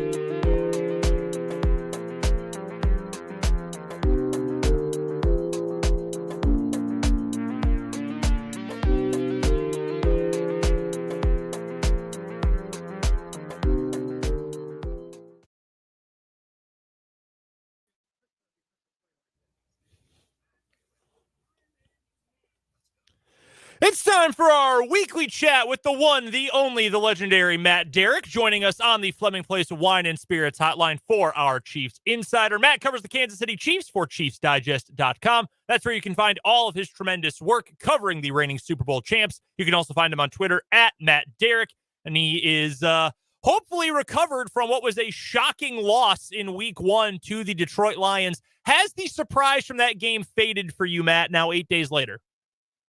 A little bit. I mean, it still seems a little awkward that the Chiefs are 0-1, and that's the way that they lost. But we've reached that reality, so I guess it has had to sink in, and everybody's had to process it, right? Let's dive right in then to the personnel moves, because I think while it's not just Chris Jones' fault the Chiefs lost last week, it's not just the fact that Travis Kelce didn't play why the Chiefs lost last week. If you're missing 2 of your 3 best players on your entire roster, you're not going to be your full normal selves. I think that's completely understandable. And now the Chiefs are going to have those guys back. It sounds like things are trending toward Travis Kelce playing after the knee injury last week. Sounds like Chris Jones is going to be a go, probably on a pitch count, but he is going to play in this game coming up on Sunday. Are you able to quantify, Matt, how big it is to get even just one of these guys back, let alone both of them? Well, I mean, if you take the NFL 100 for verbatim, I mean, and for truth, I mean, you're talking about the team having 3 of the top 100 players in the league, top 10 players in the league, and not having 2 of them is significant. So, yeah, I mean, I don't think there's any doubt. I mean, that is a significant handicap for the Chiefs to be playing without 2 of their best players. There should absolutely be a difference. Now, the question is going to be how good are these guys going to be this week? Are they going to be 100%? Is there going to be anything that, they're working back from? What will their snap count be? There's still some questions to be answered and some concerns that are legitimate to have. But there's even, I think, just an intangible value to having both those guys back, because I think it's going to provide a boost, on the sideline for sure. I think it's good for the defense to have back. I think there's some, probably some comfort level that the players have, their teammates have, knowing that those guys are on the field. Specifically, the comfort level on the defensive front, getting Chris Jones back out there. And I thought the defensive line overall, and we talked about this a week ago today, Matt, that I thought the defensive line played pretty well overall. But getting Chris Jones back out there, obviously a big boost to the pass rush in particular. Even if he is only able to go, let's say somewhere between 25 and 50% of the snaps he would normally play, how much does that raise the level of, ability and success in all likelihood for the Karloftises or for the Mike Danas who had a really good week 1? How much are they going to be tangibly helped by having Jones out there even a little bit? Yeah, and really when we're talking about the 2 players and just the way that they were out of the lineup, I mean, with Chris Jones, you knew there was a possibility all along. You had to practice all through training camp without Chris Jones. So Steve Spagnuolo had a game plan designed, for playing without Chris Jones. And you saw that and how, they were able to kind of scheme around it. I mean, and there is, I mean, it is a little bit easier, I think, when you've got a long-term ramp up and you're practicing as one unit and, you don't have that guy there, and you're just going to have to weather through it for a while. I think there's a different mindset, and I think you saw that. I mean, that seemed to be, and Mike Dana, couldn't mention it today. They like to pass rush as one. They feel like they're one unit, and I think you saw them playing that way. I mean, they kind of felt like, hey, this guy's not here. I don't think it was foremost in their minds. But, they knew that they had a tough job ahead of them, because they didn't have Chris Jones there, and they schemed around it, and they took the responsibilities. With Chris coming back, I think it just makes everybody's job a little bit easier. I mean, they now know that when Chris Jones is out there, they don't have to worry about that guy. They know that he's going to handle his assignment, and they know what to expect. Now there's less, responsibility and leadership requirements from everybody else, because Chris is going to take up some of that mantle. And, and I wonder if, just conversely on the offensive side, if you saw that what happens when you just lose a guy unexpectedly, and what happens, the drops, I mean, were those just mental drops? Were they physical drops? Were they just a result of people pressing because maybe they had the idea, hey, we've got to do something better and different because because Travis Kelce isn't here, we have to make up for that? I don't know. I mean, but I didn't sense that was on the defensive side that they felt that way. I mean, they just kind of had a game plan about how they were going to play without Chris Jones, and they executed really well. Our guest is Matt Derrick of ChiefsDigest.com. He is our Chiefs insider here on 580 Sports Talk, and he joins us every Friday at this time on the Fleming Place Wine and Spirits Hotline. Check out Matt's work at ChiefsDigest.com. Follow him on Twitter at Matt Derrick. Matt, Travis Kelce sounds like he is going to play on Sunday as well, listed as questionable, but certainly more likely than not, with Andy Reid saying that he's going to be good to go, that we're going to see 87 back out on the field. Obviously, his greatness is something that we're all well aware of and have touched on, but in what ways will his presence on the field on Sunday change what we saw offensively from week one? Yeah, I mean, I think there's a couple of ways, and one obviously is schematic. I mean, defenses play the Chiefs differently when Travis Kelce's on the field. There's no doubt about that. I mean, and when he's out there, he's going to get double teams, which didn't happen last week. The Lions were able to kind of play the Chiefs a little bit more straight up, and and that means that there's not a favorable assignment out there for the most part. I mean, teams are able to really play their base packages and not have to really contend with, hey, there's the one guy that we have to take away. And I think that played a little bit into some of the problems that the offense had last week. When Kelce's out there, that's the one guy that the Jacksonville defense is going to be paying attention to every single time. And when that happens, it means they can take their eye off the ball off somebody else. So it certainly makes every other pass catcher that's in there, when Kelce's in there, it makes their job easier. But I think there's the intangible part of it too, which is that I think his teammates are going to feel better just having him out there. I think they're going to give them more confidence. And if that translates into, more sure hands, like we talked about the drops last week, then that's going to be, that alone could be a significant influence. Something that we were discussing on this show earlier this week was the snap counts for the wide receivers. There was a pretty clear hierarchy of 1 and 2 when it came to total snap count. Marquez Valdes-Scantling and Sky Moore were on the field for the majority of the Chiefs' plays, but all 7 wide receivers saw some snaps, and there wasn't a real consistent wide receiver 3, you would say, presence on the field. Do you think that's something that's going to persist throughout this season, that the Chiefs are going to mix all 7 guys in? Or do you suspect that ultimately there will be a hierarchy and that there will be some guys that maybe just don't get the snaps moving forward? Yeah, I think there will definitely be a hierarchy. And I think you kind of see it right there. I mean, I think the question is going to be, when healthy, where does Kadarius Toney kind of find his equilibrium? I don't think there's any doubt. I mean, the Chiefs view Marquez Valdes-Scantling and Sky Moore as full-time starters and receivers. It doesn't mean they'll be out there every snap, but if they're ready to go, they're not, they'll need a breather for most of the packages. They're going to be in there. Toney, when healthy, I think the question mark is he going to be in that group of 3? I think they view him that way, but he's going to have to play better than he did last week in order to be part of that group. Then after that, I think you get into, a little bit of the mix and match. I mean, Justin Watson's the guy who's the backup. I mean, he's going to play more when somebody else is dinged up. He's going to get more snaps because he can play any position, and they'll plug him in specific ways.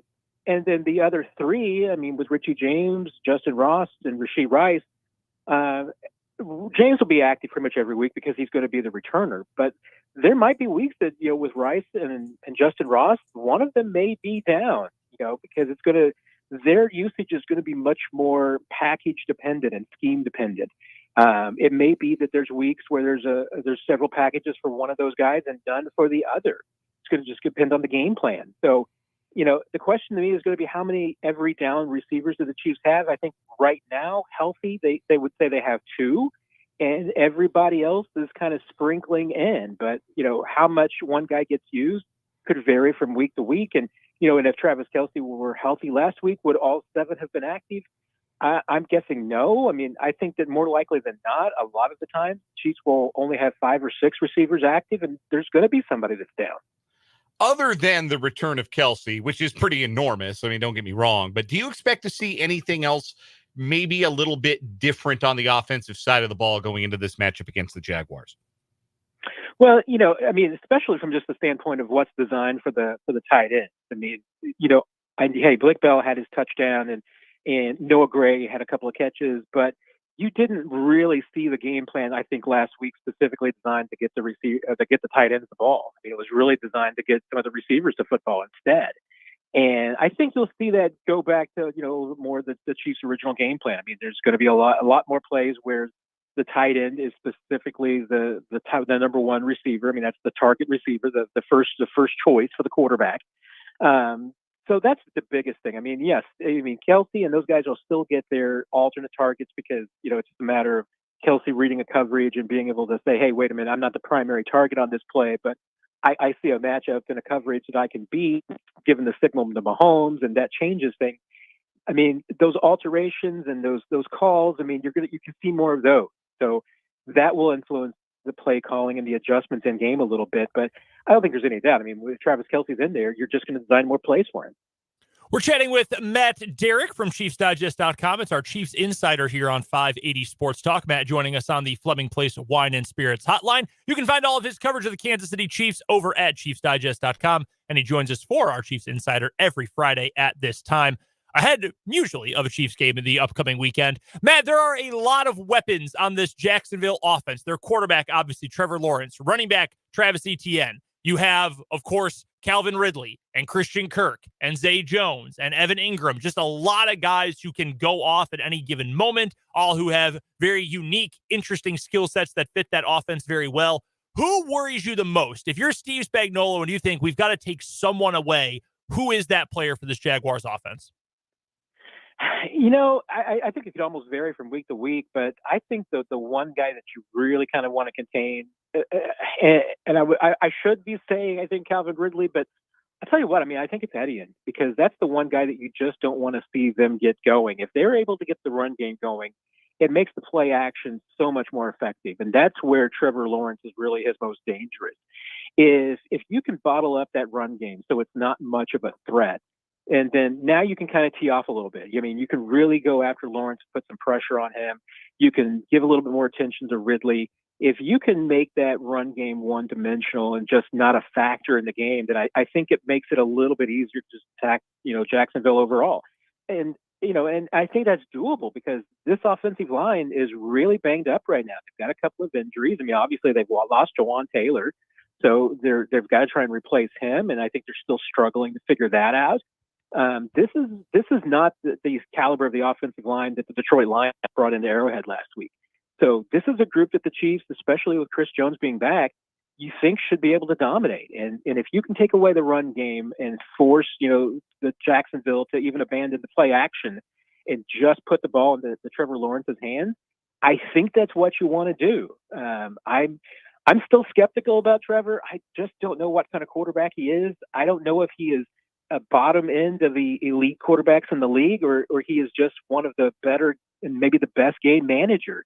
I think he's still got something to prove, but I would challenge every time you're playing Jacksonville, just put the ball in his hands and try to make him beat you. Yeah, he's got some playmakers around him, but if you can get after Lawrence and make him uncomfortable, you can force him to make mistakes. You just can't let him use that play action and get comfortable and find time in the pocket. Speaking of Jawan Taylor, what do you make of all the drama surrounding his early get-off on the edge, which has apparently forced the NFL to now put a new emphasis on guys leaving early? And you know what that means, Matt. We are going to get so many flags for false starts coming up this week. What do you make of all this drama, and do you think Taylor is leaving too early? Just what we need. I read earlier that over the last 5 years, I think it is, that there's more false start flags than any other penalty in the league. So that's exactly what we need, is more false starts. But I guess I was told by a friend of mine that I get defensive about offensive line play, and maybe I do because I think my spirit animal is an offensive lineman. But I draw two distinctions. I mean, one is that Jawan Taylor does not false start. If you slow it down and you really look at it, I mean, almost every single time he is moving at the exact second that ball twitches in Creed Humphrey's hand. He knows the snap count and the cadence from Mahomes that well because he does homework on it. I mean, he prides himself on that, and he's always done that. He's always had a big, quick first step because he does such a good job of learning it. Where you can legitimately criticize him is, does he line up properly? And is he lining up too far into the backfield at times, especially on pass plays? and doing one of two things: either one, tipping your hand about which way the play is going, or two, just an illegal formation by lining up in the backfield. There's no doubt. I mean, tackles all around the league have been doing this more and more. There's a few that are really good at timing the snap count, and as good as Taylor is, but the guys who are just getting that back foot and maybe not getting forward enough on the line to be legitimately on the line of scrimmage is the bigger question. And if the NFL wants to enforce that I think is completely fair. But cracking down on false starts, I don't see any problem. I think they call false starts just fine the way it is. That alignment is where I think you have a legitimate question. We'll see how many flags he called this week. It didn't look like they were creating any new enforcement last night in the Eagles-Vikings game, because Lane Johnson, I don't think, got called for anything. And Lane Johnson's one of the quickest guys off the ball and also lines up in the backfield quite a bit.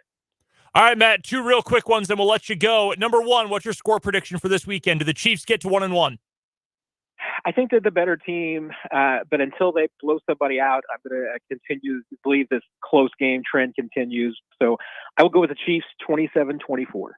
Lastly, we need another score prediction. Your alma mater taking on Kansas State coming up tomorrow in Columbia. Will you be there, and do your Tigers have a chance?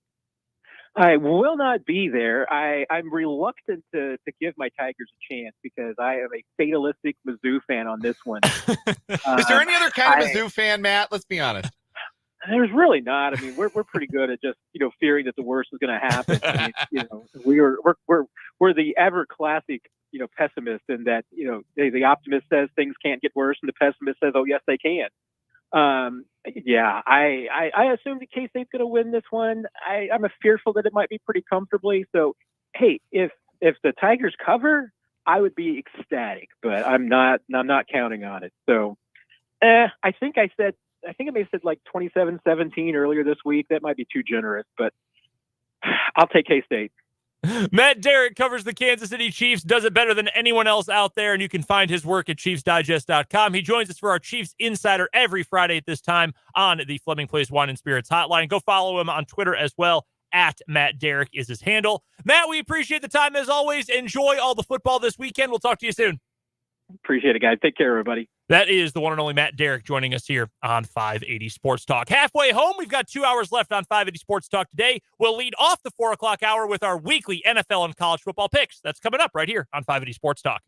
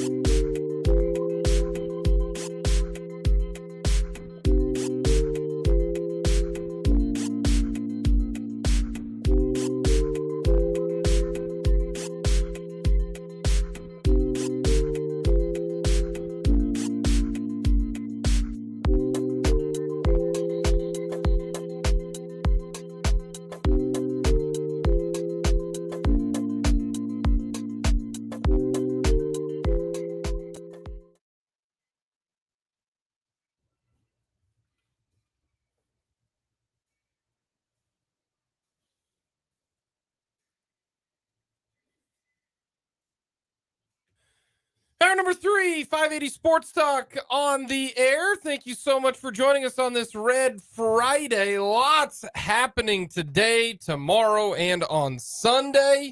By the way, before we get to anything else on the show, we do have an important announcement to make. Speaking of things that are happening, Pigskin and Hoops are in.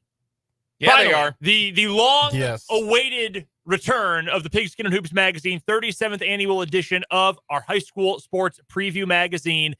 32 schools, all of our city schools, all 8 of them, schools from the county, from all around Northeast Kansas. They are in the magazine. I don't have one on me in studio for the YouTube right now, but we did tweet out a picture. I think it was Dan tweeted it out this morning. From the show account. From the show account, the 580 Sports Talk Twitter account. They are available in a handful of places throughout town. I know we made some deliveries throughout downtown and around the city today. So I can tell you right now, Brad Noller, American Family, has them. Skinnies has them. Tailgaters has them. Herman's has them. Topeka Blueprint Printing downtown. Topeka Blueprint. A couple of the schools have them. Topeka West, Hayden, Care Paravel. Washburn Rural. We also have Jim Waters. Financial Services. Financial Services has them. You'll have them today at Shawnee Heights. They'll be at the entrance. Yes, when you get there. We will have a stack of Pigskin Hoops available at Lester Wetter Field tonight. If you are further north, if you are listening in Holton, Hoyt, up in that area, we'll be driving up that way. That includes North Topeka, so Seaman area. That'll be Monday, Tuesday. We'll be delivering up there, or just come into town and you'll be able to pick some up as well. We got them here in our little foyer. If you want to come to our building, you can park, walk in, open the door, and you will see them. They're during business hours. Very do not come at like 9 tonight. Yeah, because then you can't get in.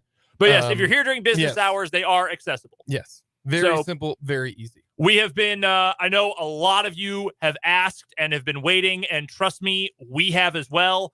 But we put a lot of work into it. I know we're a couple weeks into the season, but perfect time to have it tonight as we get into the meat of the schedule, some big games around the area tonight. Also, it remains a great preview of the basketball season. Yes. Don't forget that. We are still in plenty of time for basketball. Yeah. And it is, as always and forever, free. Free Just pick it up. It is yours. No worries. So free 99. We listed off some of them. Again, we will have further deliveries coming up next week, early next week, and we'll be going a little bit east as well, north as well, and throughout the city too. Any place we haven't hit west. Yet. We'll go to St. Mary's. And St. Mary's, Rossville. Yeah, Rossville. Headed that way as well. Technically, Silver Lake is west.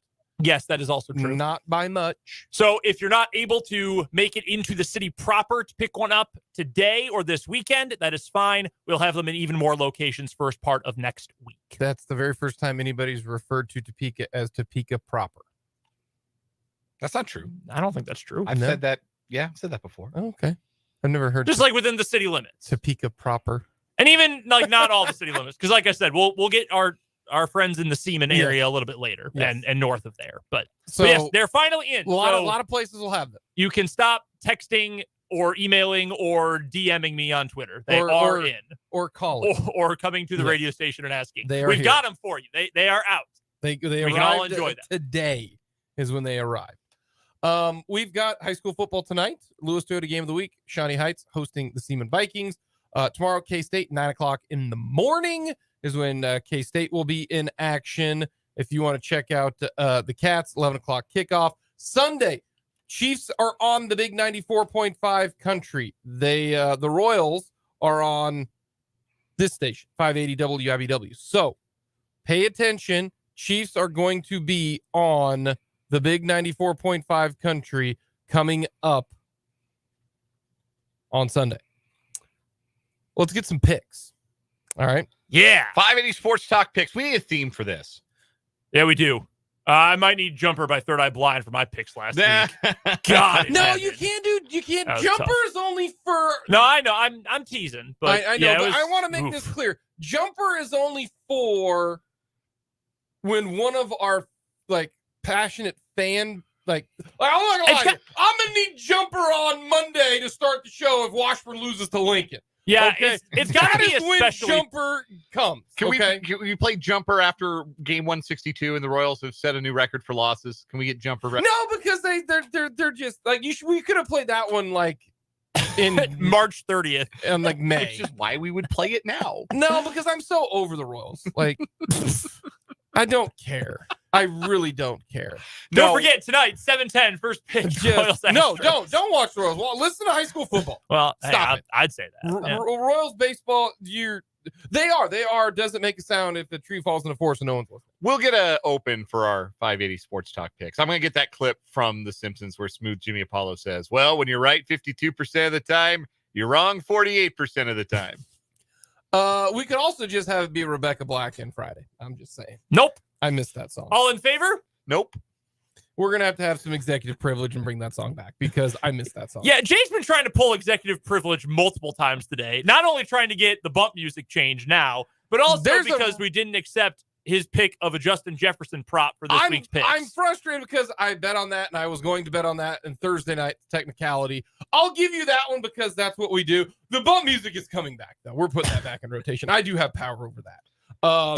I don't with the picks because you guys are right. I'm frustrated because I really do. That was easy money last night. He's so good. Did you bet it? Did you bet it? Of course I wait, did. yeah. I'm going to ride Smart Justin Jefferson until they're going to have to put that thing at like 130 and I'm going to be like, over. Did you guys see the tweet yesterday? Justin Jefferson has more receiving yards in his career than any Bear receiver ever. Oh, buddy, I am well informed of that stat. Wow. I did not know that. Yeah, dude. I did not know that. I mean, I know the Bears are the only one that doesn't have a 4,000-yard passer. Mm-hmm. Their history with quarterbacks really does beggar belief. Like you almost can't believe it's a real existent NFL franchise. He's been in the league for 2 years and 2 games. Who is their all-time leading receiver? Is it still Curtis Conway? No, Curtis Conway is actually 6th. Is it still Curtis Conway? I know. Here's Brandon Marshall? Brandon Marshall is actually below that. He's 13th. Tom Waddle, not near the top of the list. Ditka? Is Ditka up there? Ditka's 5th. Okay. 40. They only have one receiver who's ever gone over 5,000 in their career. Moose Muhammad? And here's the thing about the receiver who's number 1 on the list. It is not Moose. He is way down. Huh. Actually lower than you would think for Moose and Muhammad. Who's one? It's somebody that we don't even know. His position on Pro Football Reference is not listed as wide receiver. It's listed as flanker. They were calling pass catchers flankers when this dude played. Who? Johnny Morris, who played in the 50s and 60s. I've never heard that name in my life. Their second leading receiver of all time, Harlan Hill, the D2 Heisman guy, yeah. He's listed as left end. That's a defensive position these days. That's his listed position. The only player in the Super Bowl era at the top of their list, their highest Super Bowl era receiver. No, he's 5th behind Alshon Jeffrey. Alshon Jeffrey? Who was a really good player, but you wouldn't usually think of as like all-time leading receiver.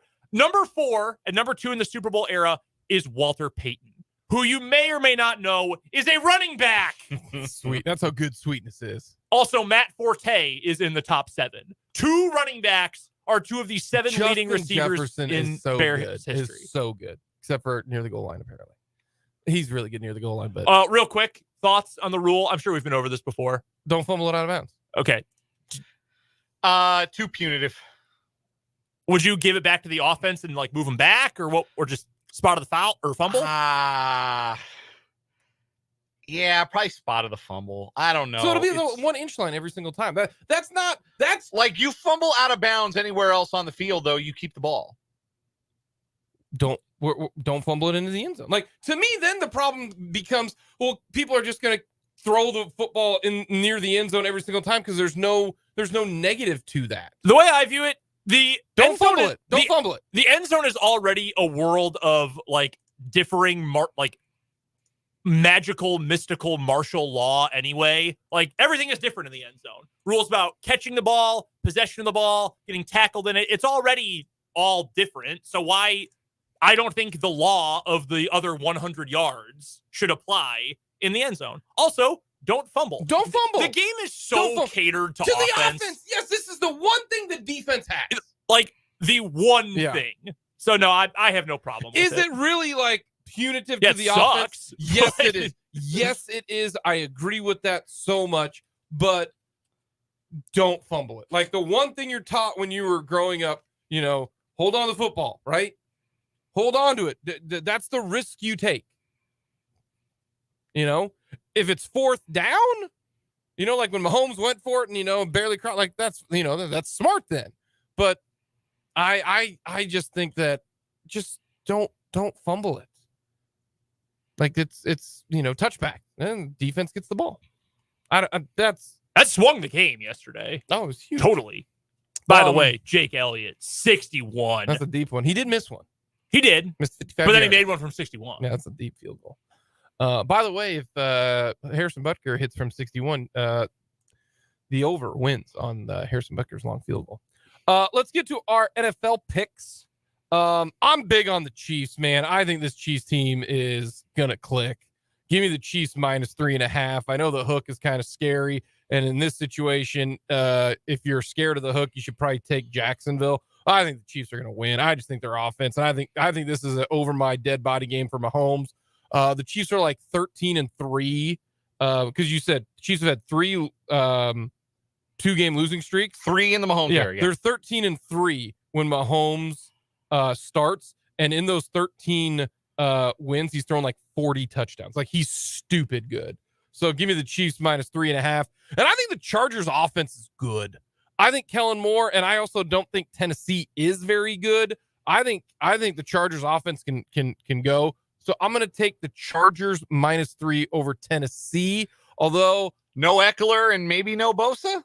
Oh, I didn't know there was no Bosa. He's questionable, but didn't do a whole lot today at practice. Eckler's barely done anything all week. No, Eckler's out. Eckler's been ruled out. Oh, he's out. Okay. Yeah. Oh, great. Glad I picked him first in my fantasy league, which no one cares about. Gosh, am I going to make a switch on the fly? My biggest concern with this game, even with those guys healthy, is the Chargers on paper are definitely a better team and definitely more talented. Yeah. Mike Vrabel is such a good coach. I'm gonna home. Since we're doing it right now, I was talking with Brennan about this. Give me the Packers +1.5 over Atlanta. I like the Packers. I like that. I think the Packers are gonna be all right. Plus Atlanta, I don't think Atlanta's that great. Sorry, Brendan. I'm gonna regret this. On second thought, next week should have stuck with the Chargers. I like a lot of what easy. Atlanta does with their offense, and they've got a bunch of really cool playmakers. Except they don't actually ever get the ball to their playmakers, and Desmond Ritter's not good. He's just not. No, he's a good player. I'm just telling you right now. I that was so dumb for me to do that. Change it back. We've already published the post on the website with all our picks. So am I once it's published? I think that's the rule we went with before, but yet we also had to be more strict last year because we had 2 shows, so it was kind of hard to convene and discuss. You use that as an excuse. Just say no, never mind. You can't change it. And then next week you can play the card where, I would have changed it, but I couldn't. So really, you come out on top either way. You didn't need to tell him to do that.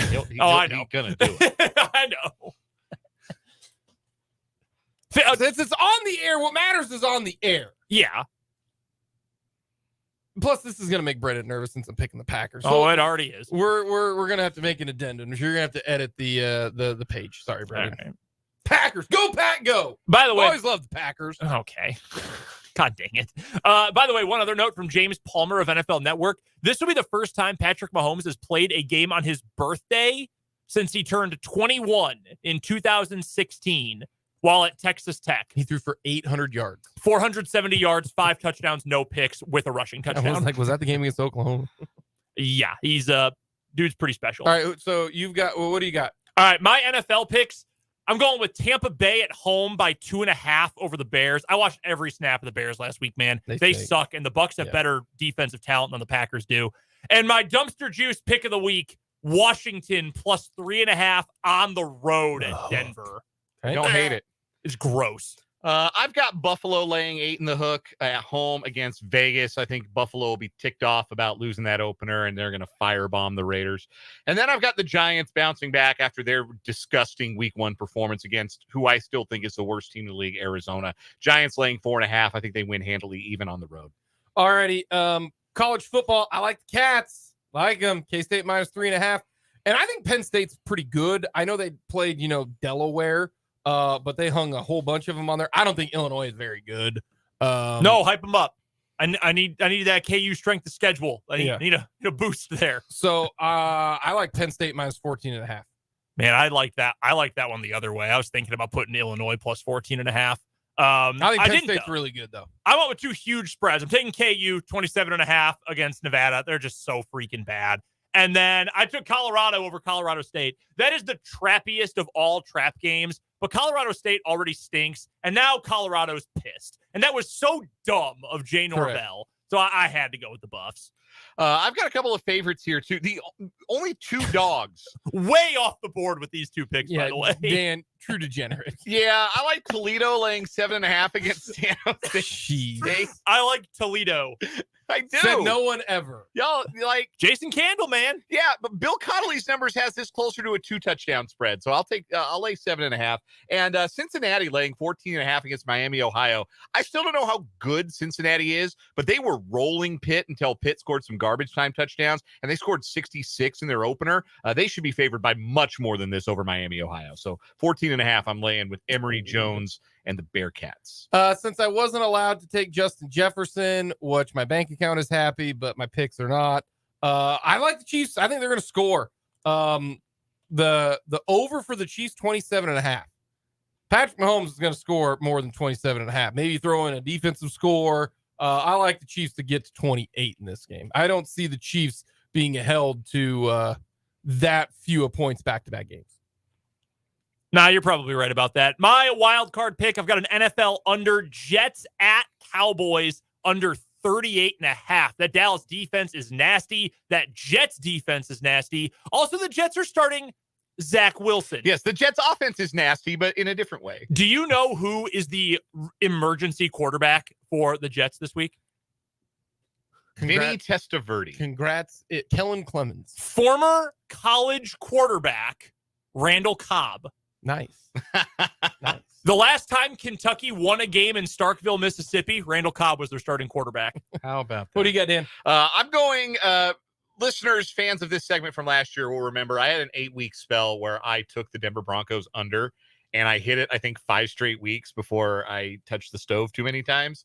We're right back on that train, baby. Washington, Denver, under 39.5. Denver's offense stuck on 16 last week. Washington starts Sam Howell and has an awesome defensive line. Those are two factors that I think will make this a very low-scoring game in the Mile High City. All righty. Survivor pick, I got Buffalo over Vegas. Yeah, that's a good one. I'm going with the Giants over the Cardinals. Okay. If we get mulligans, I'm just going to ride this till the Cardinals win. I'm going to go with Dallas against the Jets. I think that defensive front for Dallas is going to maul the Jets. Those are our picks, and hopefully Green Bay covers the 1.5. Coming up Stop talking about it. next, Damn it. we got our What Is Wrong With You here on 580.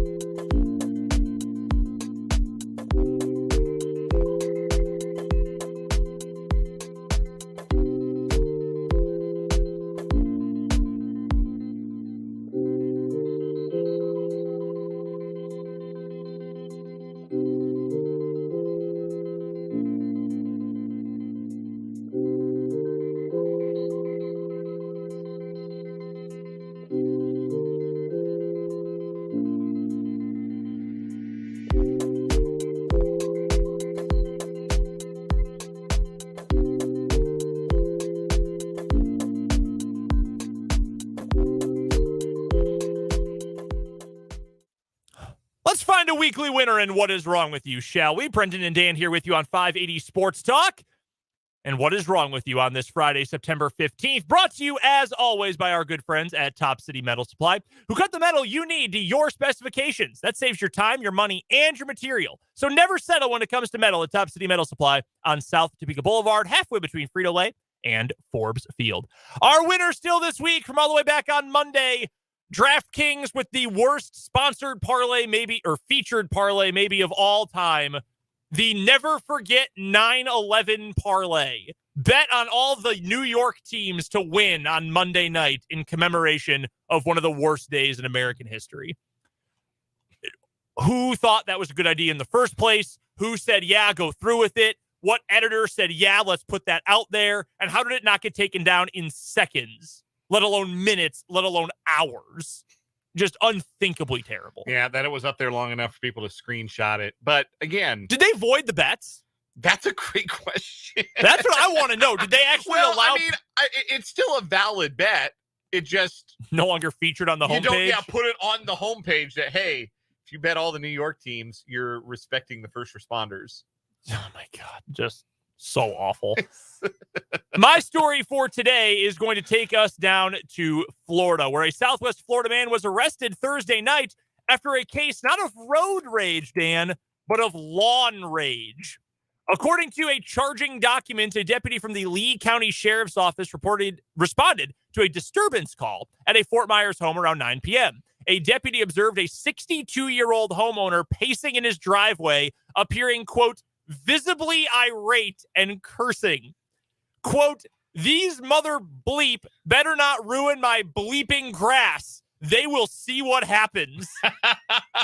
The deputy then made contact with two people across the street who had triggered the suspect's ire. Those workers said they had been contracted to lay fiber optic cables in the area and were attempting to leave for the night when the suspect aggressively approached them and their truck with a gun.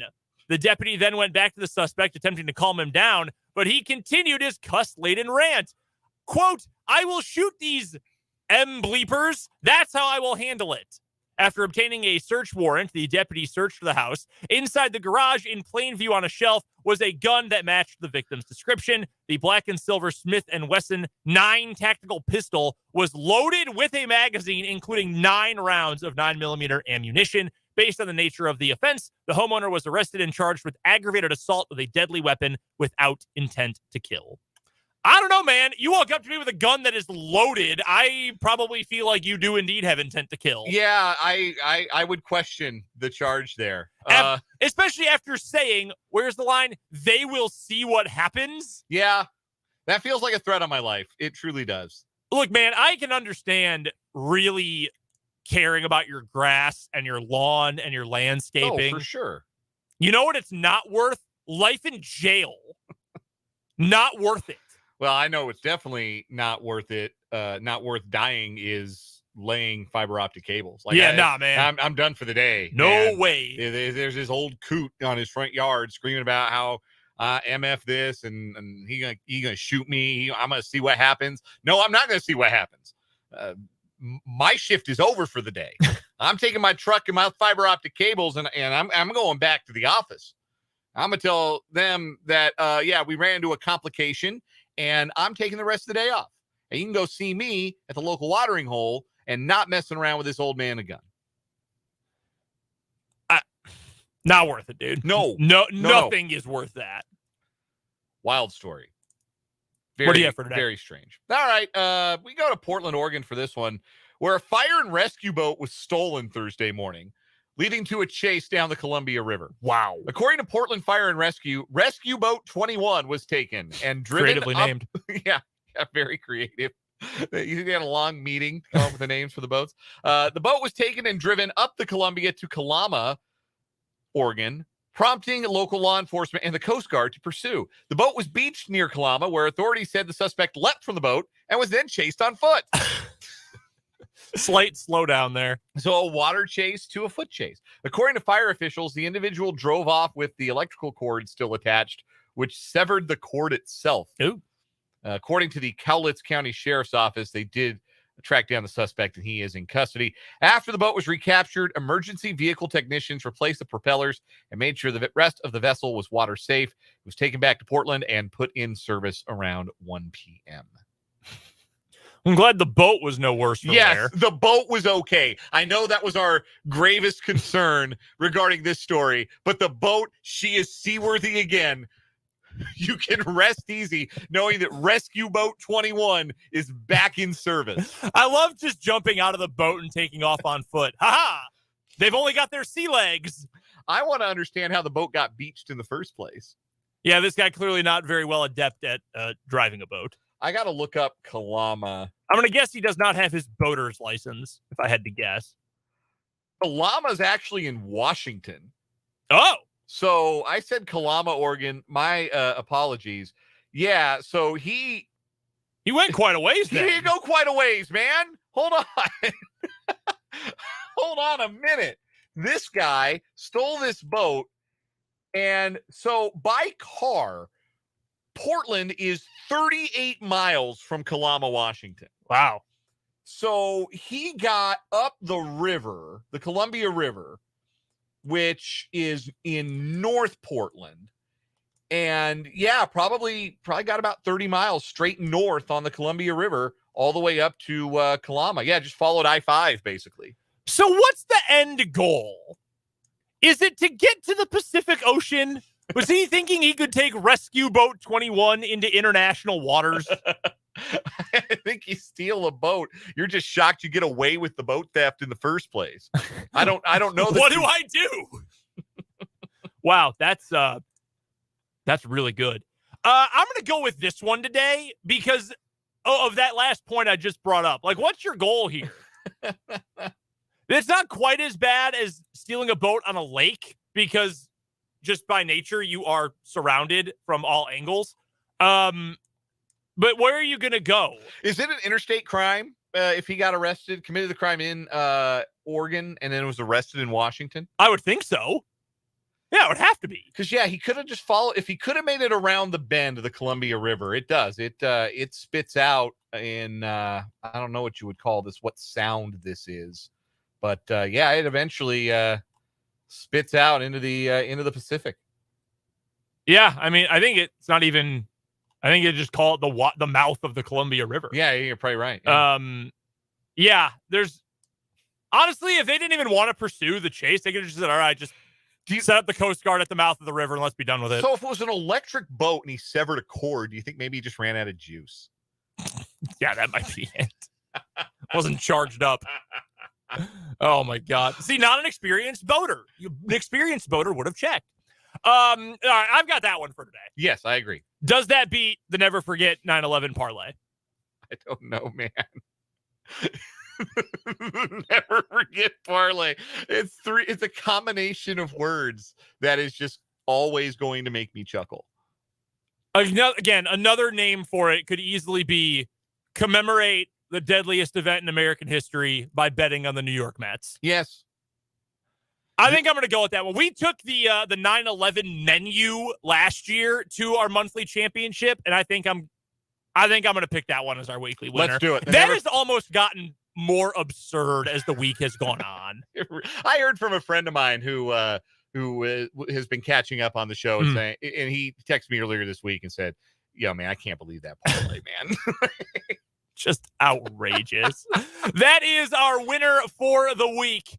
The Never Forget parlay from DraftKings, our What Is Wrong With You champion. Brought to you by Top City Metal Supply. Metal cut to order when you need it at Top City Metal Supply on South Topeka Boulevard. We're talking Jags Chiefs on the other side of this break right here on 580 Sports Talk.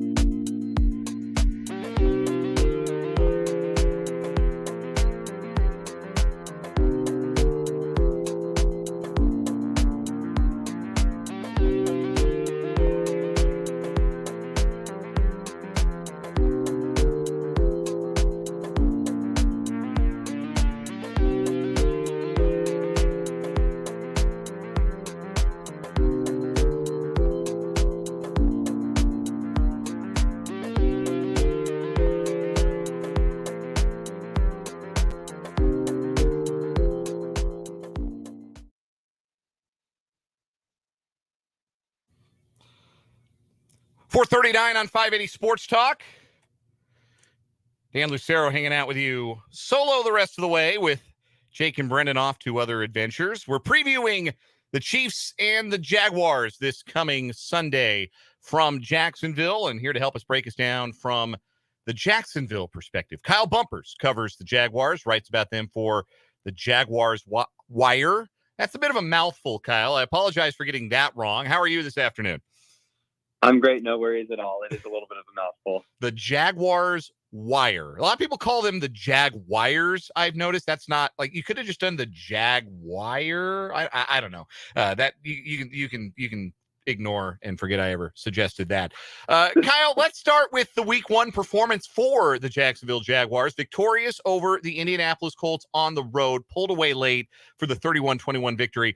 Was it about what fans expected for week 1? Was there more excitement, maybe some consternation coming out of that game? What was the general reaction to Jacksonville's week 1 play? Yeah, I mean, I think going against a team like the Colts, obviously they're going in a little bit of a rebuild. So you'd like to win that a little bit more convincing, but they've got a few talented players and it's the first game of the season. So you kind of take things with a grain of salt. But you still saw a lot of flashes of what Jaguars fans were hoping for with the Jags team. So I think overall it was a positive outlook and something that they can definitely grow from if you can get rid of some of the small mistakes that they came upon. What did you like best about Trevor Lawrence's week 1 performance and what maybe didn't you like? Yeah, I mean, it's what you're expecting from Trevor. When he was drafted, he was always supposed to be kind of the savior of Duval. And I think we're seeing a lot of flashes of that. Especially his connection with Calvin Ridley. That's the biggest plus. When you go out and get someone like Calvin Ridley, you're hoping that he goes out there and that they mesh right away.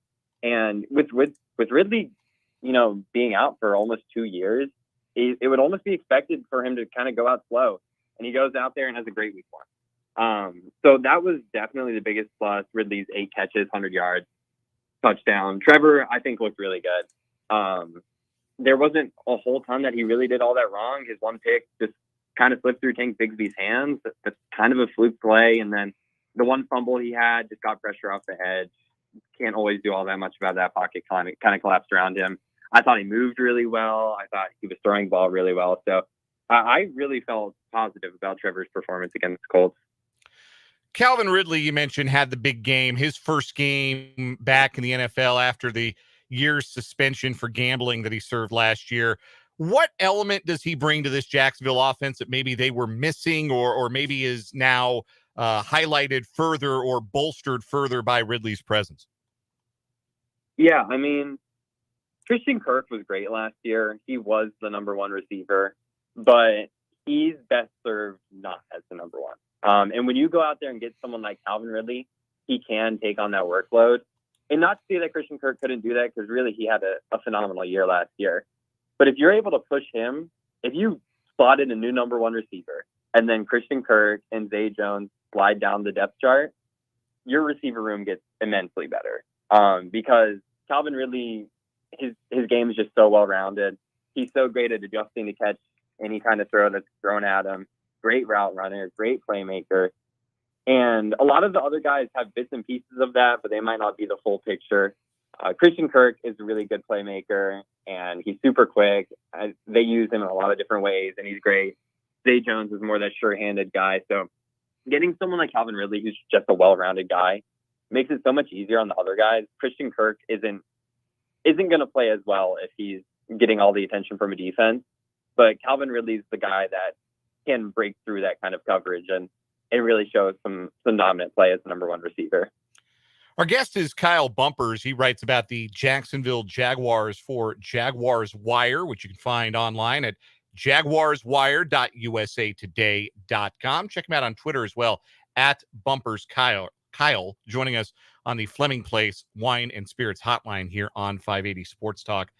Kyle, let's talk about the defensive performance from week 1. Obviously a bit of a challenge because you're facing a dual threat quarterback in Anthony Richardson and a new team, new coach, not a lot of film out there. What was the highlight of the defensive work the Jaguars did in week 1?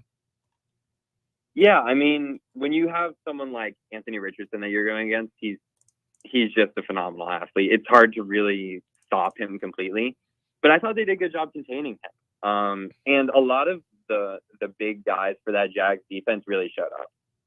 Foye Oluokun, he's kind of like that, one of those leaders on the defensive end. 13 total tackles, 8 solo, QB hit. He did everything that you kind of want from him. Josh Allen looked awesome. If you're getting a 3-sack performance out of Josh Allen, even semi-regularly, Jags fans are cheering. He, in his rookie year, looked great, but he had Calais Campbell and Yannick Ngakoue. And now with him being that solo, that featured edge rusher, it's been a little bit harder for him. So seeing something like that from him is phenomenal. And then Andre Sisco's really just kind of burst onto the scene, but he looked great. Tyson Campbell had a phenomenal day. He had a pick, a forced fumble. He did all of the things that Jags fans have been seeing from him, especially last year's when he kind of really showed up. So seeing all of the stuff that you were hoping to see from those top guys was the biggest takeaway for that defense. You mentioned Josh Allen and his 3-sack performance in week 1. I think it was reasonable to expect really big things from Allen. High draft pick, 10.5 sacks as a rookie. Hasn't been able to match that production the last 3 years. Obviously missed half of 2020, but only 7.5 sacks 2 years ago, just 7 in 17 games last year. Are we seeing contract year Josh Allen, or what's different fundamentally about him that maybe gives him a chance to be that double-digit sack guy again? Yeah, I mean, that's a great question. I do think a lot of it is, playing under that contract. He gets it lights a fire under him. But he really hasn't had much help on that D line. And then, last year they went out there, signed some guys, Oluokun in the linebacker group, Fatukasi on that D line. Roy Robertson Harris has been pretty solid. So the more help he gets, the better he's going to look. That's just the nature of the D-line position. Even someone like Aaron Donald might not play as well when he doesn't have as much help, when, they can focus all their attention on him. So Josh Allen, he's in that contract year. He needs to prove it if he wants to get that contract. And I think that you're hoping that some of this is just development. He's been there for a few years now, so he's kind of getting his feet under him a little bit more. Working in that same team a couple of years in a row, that's helped. But I think we're seeing some improvement from him. I do think a little bit of it is just that natural, hey guys, I want to make my money, so I'm going to go out there and I'm going to sack Anthony Richardson 3 times. Yeah, the Chiefs have a guy like that who might be playing for a big contract and some money and trying to rack up some sacks, as you may be well aware. We're talking with Kyle Bumpers, who writes for JaguarsWire.usatoday.com, joining us to give us the opponent's perspective on Sunday's Chiefs contest in Jacksonville. Here, joining us on the Fleming Place Wine and Spirits hotline on 580 Sports Talk. Kyle, what is the biggest concern for the Jaguars this year? If there's anything that might be an Achilles heel that might keep them from really joining the ranks of the true AFC contenders, what would you say that is at this point? And do you feel any better or any worse about it after seeing it in action in week 1? Yeah. Week 1, I think going against a team like the Colts, it holds less weight for me. I'll be more interested to see how the team looks against the Chiefs. But I think it's kind of that secondary outside of Tyson Campbell and Andre Sisco. They've got some guys. They've got Trey Herndon back there. They've got Darius Williams. Like they have some guys who are decent. But Tyson Campbell is that lead guy. And if they can get some solid production from those other guys, then the team really could be up there with some of the best teams. But we're going to see how that looks against other teams. The Colts, they really just had Michael Pittman. Rookie Josh Downs and second year Alec Pierce. So not a lot of proven talent outside of Michael Pittman. So I think it'll be an interesting test when you're going against the greatest quarterback in the NFL. It'll be nice to see how they respond to playing against someone that's so proven, so talented. And they might not have a ton of receiver talent. That's kind of up in the air right now, seeing what they're going to get from the young guys for Kansas City. But if those young guys look half decent, and they've got Patrick Mahomes throwing to them, they're going to be dangerous. So I'll be curious to see how that secondary looks against Kansas City. But I think that could be the biggest thing holding them back. And just getting a consistent pass rush is going to be pretty important. Obviously, like we talked about, Josh Allen got 3 sacks last week, so that was great. But if Trayvon Walker can develop and Josh Allen can consistently produce, then that should be less of a concern. The Chiefs come to town on Sunday. Jacksonville was 0-2 against the Chiefs last year. Both of those meetings were at Arrowhead. Chiefs controlled the regular season matchup pretty much start to finish. Playoff game was a little closer. Obviously, Mahomes' injury was an unexpected wrinkle in that one, but the Chiefs were able to cruise in the end to the finish of that victory in the divisional round. When you look back at those matchups last year, in what ways is it most important for the Jaguars to close the gap and be better, in particular in this matchup this time around? Yeah, well, I think there's like a lot of turnaround for the Chiefs offense. So outside of Travis Kelce, a lot of those pass catchers really weren't all that involved. I mean, Marcus Valdes-Scantling, he was there, and Travis Kelce obviously, but I think if they can stop this new group or just make the pass catchers prove their own self, like prove their talent. If you're letting Patrick Mahomes make the plays for them, then history shows they're going to win. But if they're getting some constant pressure on him, obviously Mahomes, he might be the best quarterback in the league at avoiding sacks.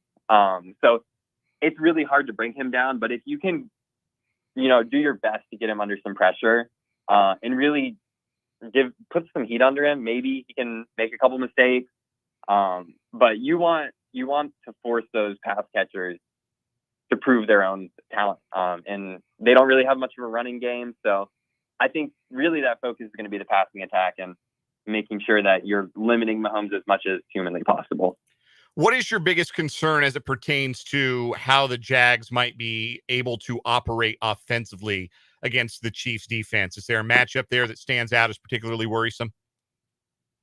Yeah, I mean, I think that Chiefs defense is really blossoming. I mean, they had a pretty good outing against the Lions offense, and that was without Chris Jones.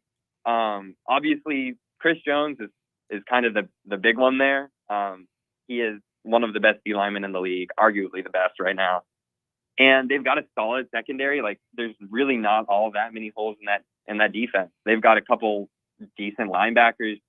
It's a well-rounded unit. But I'm really going to be curious about the battle in the trenches there. That the key to that Jags offense is protecting Trevor Lawrence as much as possible. And if they're not able to do that, then there's going to be some issues. Jaguars are lucky to get Brandon Scherf back. It looks like he's going to play.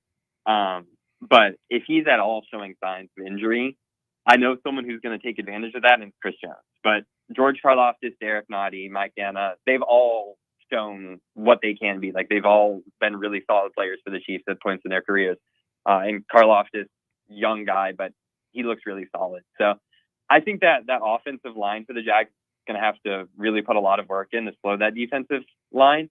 And if they can do that and give Trevor Lawrence some time, I think the Jags have enough playmakers to where they could be able to overcome that secondary. And if he has enough time, I think they'll be able to make enough plays to at least challenge the Chiefs.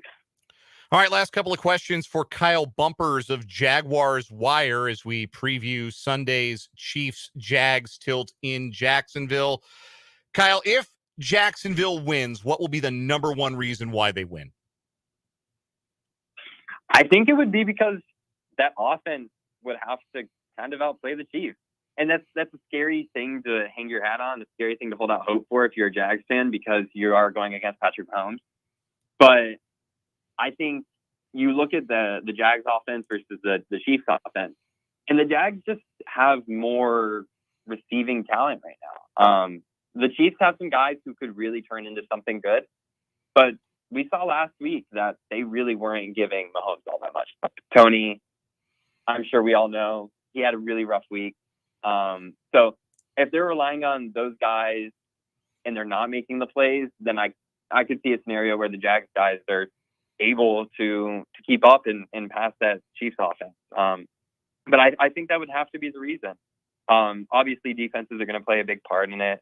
But if Trevor Lawrence plays at top 5 quarterback level, which is kind of what you're hoping for when you're talking to Jag fans and hearing MVP potential rumblings. So if you're getting that kind of performance out of him, you have Calvin Ridley, Christian Kirk, Zay Jones, Evan Engram, all those guys looking as good as they did last week and even last season, then I think that would be the reason that they would be able to beat the Chiefs. And lastly, give me a score prediction. Who wins on Sunday? Yeah, I think it's going to be a close one. I think both teams will probably land in that 20 to 30 point range. I'm not going to bet against the Chiefs. I can't do that. I can't bet against Patrick Mahomes. He's just too talented of a quarterback, and they don't lose back-to-back. Like, that really doesn't happen. Last time it happened was in 2021. So I'll take the Chiefs. Let's go 30-27. I think that sounds about right. I think about a 3-point difference would make sense. Kyle Bumpers writes about the Jacksonville Jaguars for jaguarswire.usatoday.com. Check out the work of him and his teammates over there as they preview Sunday's contest for the Jags against the Kansas City Chiefs. Kyle, greatly appreciate you taking the time. Enjoy the game on Sunday. Yeah, of course. Thanks for having me on. That is Kyle Bumpers. Check him out on Twitter at BumpersKyle. That's going to wrap up this 4 o'clock hour. We got one more hour plus a little 580 Sports Talk overtime left to go. Coming up in the 5 o'clock hour, we've got headlines. We're going to hear from Kansas State tight end Ben Sinnott. We talked to him earlier this week. We'll play that conversation for you. All that and more coming up. So hang with us for one more hour of 580 Sports Talk.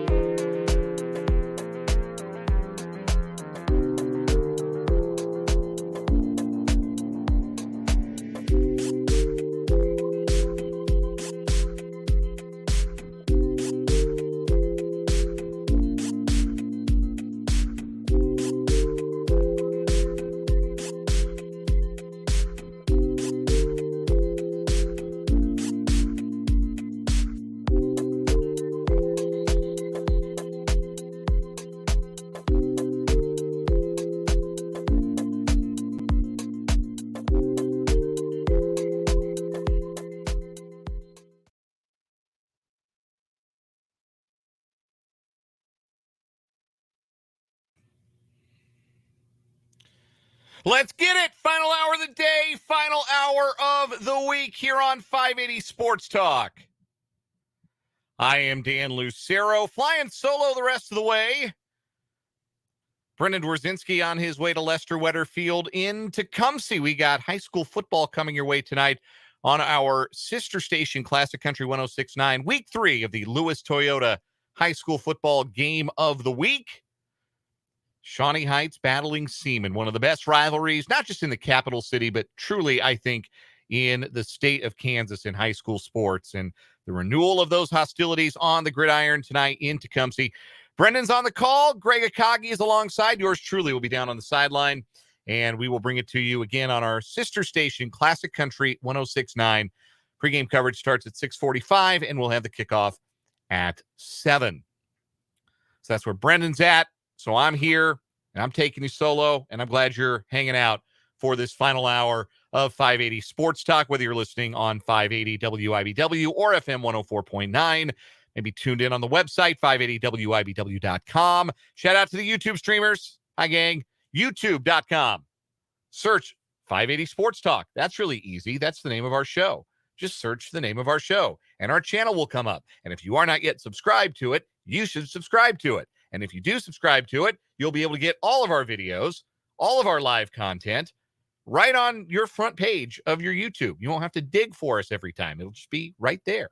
You can join us live. You can watch us archived. You can join live and rewind and listen back to, for instance, our conversation with Matt Derrick in the 3 o'clock hour, or our preview of K-State Mizzou with Jurod Hamilton of Power Mizzou of Rivals in the 2 o'clock hour.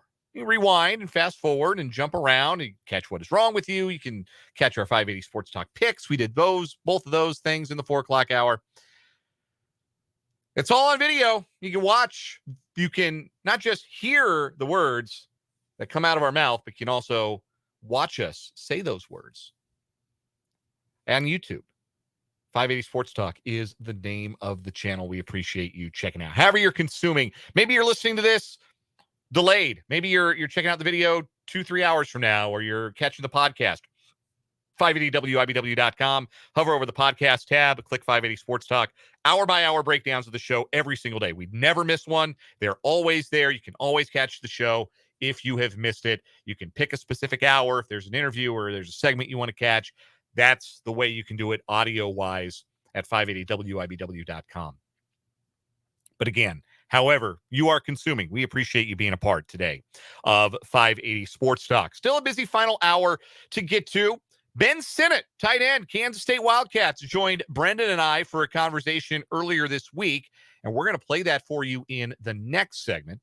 Let's get some final thoughts on Chiefs-Jags, my prediction. I'll rerun that, and also tell you about a cool thing that is happening tomorrow in Topeka that, if you are a fan of baseball in particular, might really interest you and might be something that you want to go do tomorrow.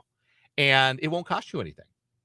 And so I will tell you all about that a little bit later on. How's that for a tease? So I'll let you know about that a little bit later on in the hour. Ben Sinnott, we'll hear that conversation. But we start this final hour, as we always do, with the 580 Sports Talk headlines. And we start with injury news from the National Football League. The Chiefs and the Jaguars on Sunday, both teams have released their final participation reports.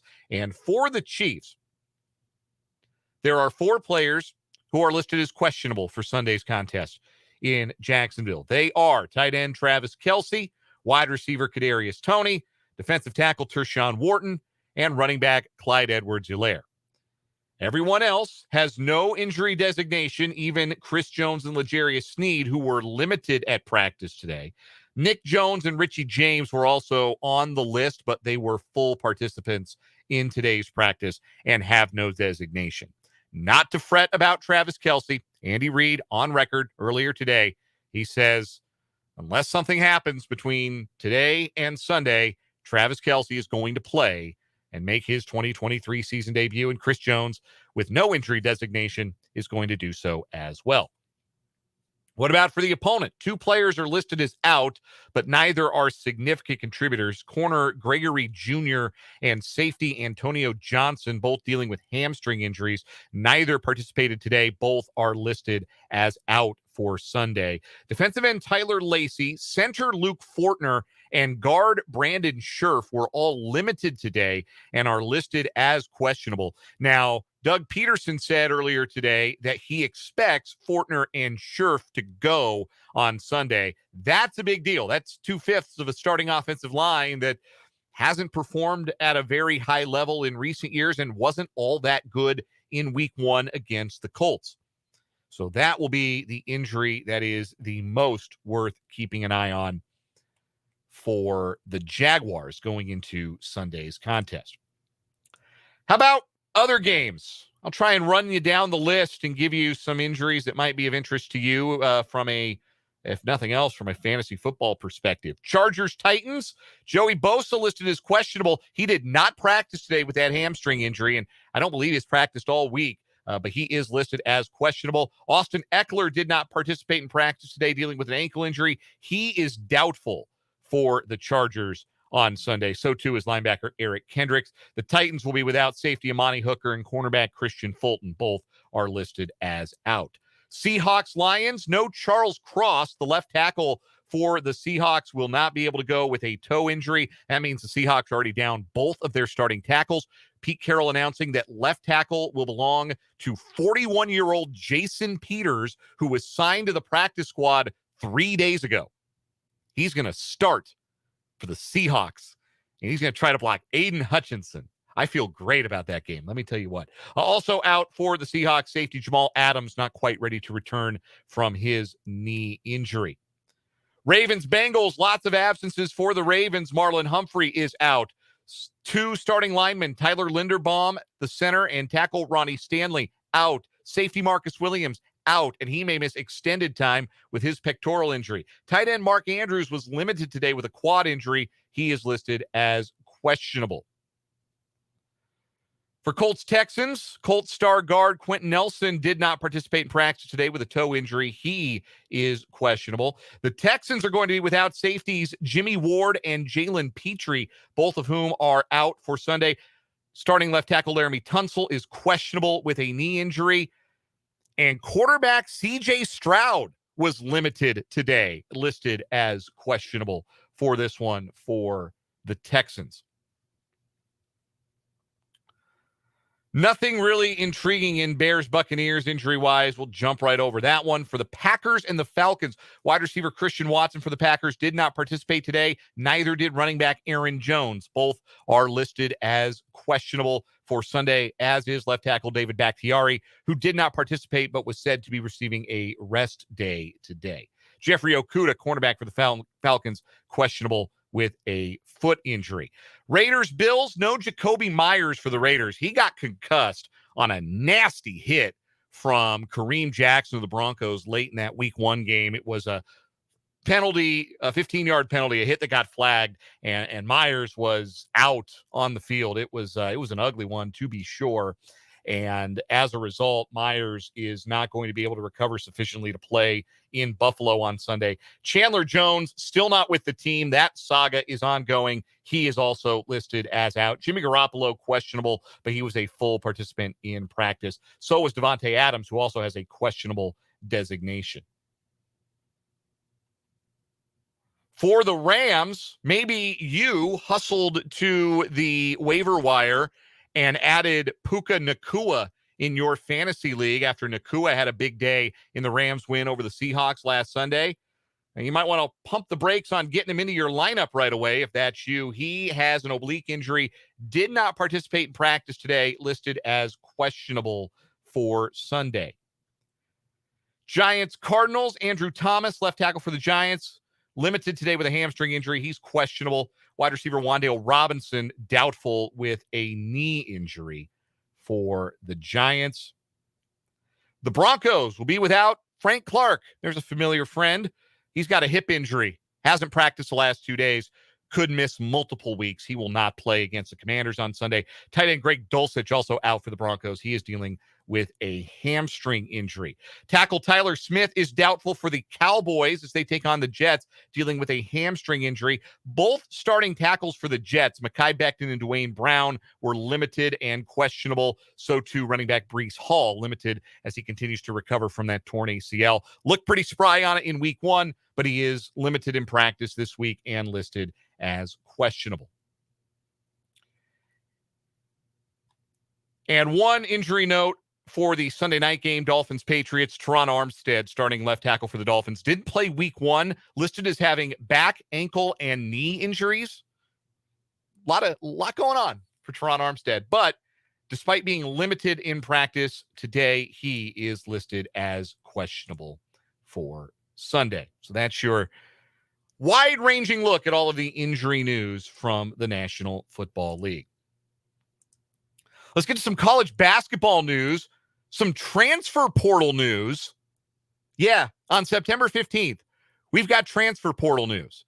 Jerome Tang and the K-State basketball staff, they sent out the bat signal last night. Trilly Donovan was on top of this.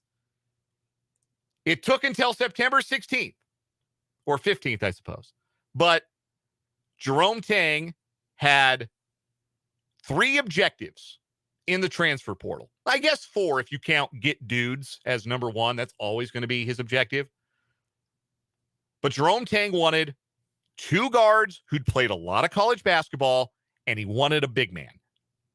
That was what he was looking to add in the transfer portal this offseason. He got his guards. He got Tyler Perry out of North Texas. It took a while, but he secured the services of Quest Glover as well pretty late in the period. And now he has finally gotten his big man, Will McNair, Mississippi State transfer, committed out of the portal to Kansas State. And that's going to be the final scholarship and finalize the Kansas State basketball roster for this coming season. Who is Will McNair? He's big. He's 6'11". Big man. 3 seasons at New Mexico State, where he played for former Wichita State assistant Chris Jans. Played last year at Mississippi State, followed Jans from Las Cruces to Starkville. Averaged 3 points and 3 rebounds per game in 12.5 minutes in a reserve role. Had 1 year of eligibility left, committed initially out of the portal to Providence, but re-entered the portal 10 days ago. And reportedly it was down to K-State and BYU, and McNair has selected K-State. So that fills out the big man rotation. And what I think is most important here, as far as this edition, this late in the game for Kansas State, is that it should make it where you don't have to play Naquan Tomlin at center. Unless you're playing against another team that's going small, I don't think the ideal is to play Naquan Tomlin at the 5. I don't think he's quite stout enough to play the 5 against a true center. Well, now he's not going to have to. Now your small ball 5 can still be David Gasson, but against bigger, bulkier teams, Will McNair can slot in along with Jarrell Colbert. And now you've got a 3 big mix this year for Jerome Tang. And that's, ideally what you want. I don't know how much McNair is going to play. I don't know how much of an impact he's going to make. He was a reserve big in the SEC, 3 points, 3 rebounds a game last year. That's probably a fair approximation, should he get a similar opportunity, what he's going to do with Kansas State. And that will be fine. They need that guy. Last year's team needed Bebe Igiola. Not in every game. There were some games that were not games for Bebe because he wasn't quite athletic enough to match up against teams who did go small or who did have really athletic bigs. But against teams that wanted to bang, teams that wanted to play in the half court, teams where you had to throw some size at them, Bebe was helpful. Bebe could get you a rebound. Bebe could score inside. Bebe was a good free throw shooter, quiet as it was kept. And maybe that's the role for Will McNair. Big kid out of Philadelphia, Martin Luther King High School, 3 years at New Mexico State, 1 year at Mississippi State, using his COVID year at Kansas State. So the roster is full, 4 guys out of the portal. And Jerome Tang checked all the boxes. Veteran guards, Perry and Glover. Big man, McNair. Dudes, Arthur Kaluma. And I think Tyler Perry is a dude too. But yeah, every box that Jerome Tang would have wanted to check this offseason. He has checked those boxes. Let's continue on in our 580 Sports Talk headlines. This is a big note from the world of college football. If you were listening in the 2 o'clock hour, we played a little Change My Mind. My Change My Mind for today was we are in the end times of the Nick Saban empire in college football. We are starting to see the end of the era of Alabama dominance, of unquestioned Alabama dominance. And maybe I'm late on that take. Maybe the last 2 years that has seen Georgia win back-to-back national titles, maybe that heralded the end of the Saban empire. But I think the loss at home to Texas, which, yes, we've seen Alabama lose games, but it has not been often that Alabama has played against a team. Certainly it has not happened that I can even think of off the top of my head that Alabama has played against a team not in the SEC and been physically the lesser team. I thought that was the case Saturday against Texas. And I thought that was indicative of maybe this is the start of an era where Alabama has a little bit more in common with kind of what LSU has been, where the ceiling is still national title, but there's a chance you maybe go 8-4. By the way, let Nick Saban go 8-4 and 9-3. They will want him fired in Tuscaloosa. That's all it will take. They go 9-3 this year. They are going to want him fired. I don't know that he would get fired, but the fans are going to want him fired. Like the kind of people that call the Paul Feinbaum show, they'll want him gone. They'll plant for sale signs in his front yard and everything. That's how it is there. It is that way at Alabama and will always be that way. It is not what did you do? It is what have you done for me lately? And maybe, just maybe, Saban's feeling a little bit of that heat because he's making a change at quarterback. It is expected that sophomore Tyler Buckner will get the start for the Crimson Tide Saturday afternoon when they play at South Florida, getting the nod over Jalen Milroe. Buckner is a Notre Dame transfer. He has familiarity with the new offensive coordinator at Alabama, Tommy Rees, who was the OC at Notre Dame last year. The two of them kind of came over together. And Buckner took all the first-team reps in practice this week, according to reports. Jalen Milroe started the first 2 games. You know what he can do? Throw a honey of a deep ball. As good a deep ball as anybody in college football. You also know what he can't do, and that is take care of the football. Make good decisions with the football. He threw 2 hideous interceptions. And without those interceptions he threw against Texas, that could have been a very different game.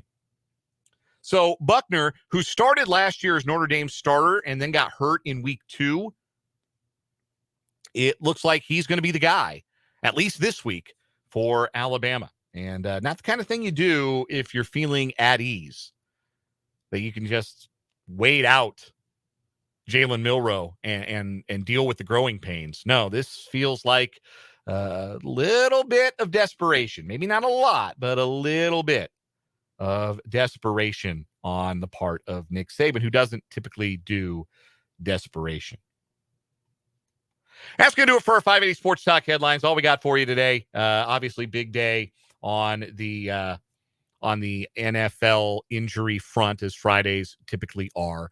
Not a whole lot else going on. It's not a big week of college football, as we talked about earlier. Vance asked a good question to YouTube. Let's get to this before we take a break. Vance asked this question. Do you think that Saban, I think that's who Vance is referring to with the question here. Do you think Nick Saban has not kept up to the modern game of football, relying instead on his old ways? Nick Saban is the person who famously asked, is this what we want football to be, after the spread offense kind of came into vogue in the early part of the 2010s. He had a press. I don't remember the exact context of the press conference, but I do remember he specifically said, is this what we want football to be? And when the answer was yes, Nick Saban said, all right, bet. We can win some shootouts. I'll go get us some wide receivers. I'll go get us a Jalen Waddle, a Devontae Smith. I'll go get us some stud quarterbacks. I'll go get us a Jalen Hurts. We can win some shootouts too. Nick Saban's preference is to win every game 14-9. Like that's his happy place as a defensive guy first. But Nick Saban has proven over time he is very malleable. He is very much able to adapt to the times. That's why Alabama continued to be successful as the spread offense became more in vogue in the 2010s. So no, Vance, I don't think it's that. I just think that it's a different era of college football and that the talent is going elsewhere. and that Alabama has just taken a step back, and that Saban maybe isn't as competitive in the recruiting market as he used to be. Maybe he's losing out on some of those big-time players. I think it's strictly a Jimmy's and Joe's thing. I don't think it has anything to do with his X's and O's. I think X's and O's wise, Saban is among the very best to ever do this. If you ever get the chance to listen to him talk about like a certain play, break down a play, like it's genius level stuff, genuinely. I don't throw that word around lightly, but I really think that there are aspects of the X's and O's where Nick Saban is genuinely a genius. I just don't think the caliber of player is quite the same, because no Alabama team in the last 10 years would have been caught dead with a quarterback like Jalen Milroe getting a start against a team like Texas. That would not have happened. So, no, I don't think it's an X's and O's thing, Vance. I think it's just the Jimmys and the Joes are being they're routing elsewhere. It's not as significant a talent advantage, which when you paired it with Saban being such a great X's and O's guy, that's what made Alabama great. Like, it can't just be one thing when you're as dominant as Alabama was for the better part of a decade and a half. It can't just be the one thing. It has to be both. And I think it's a little less of the one thing right now that takes Alabama from guaranteed playoff team, guaranteed 13-1 every year to, well, maybe they go 9-3 this year. But thanks for the question. Appreciate that, Vance. You can get questions in on the YouTube comments. You can get your thoughts in as well on the text line, 785-272-9429. We're going to take a quick break here on the show. When we come back, Ben Sinnott, tight end for Kansas State. He talked to Brendan and I earlier this week. We're going to bring that conversation to you next here on 580 Sports Talk.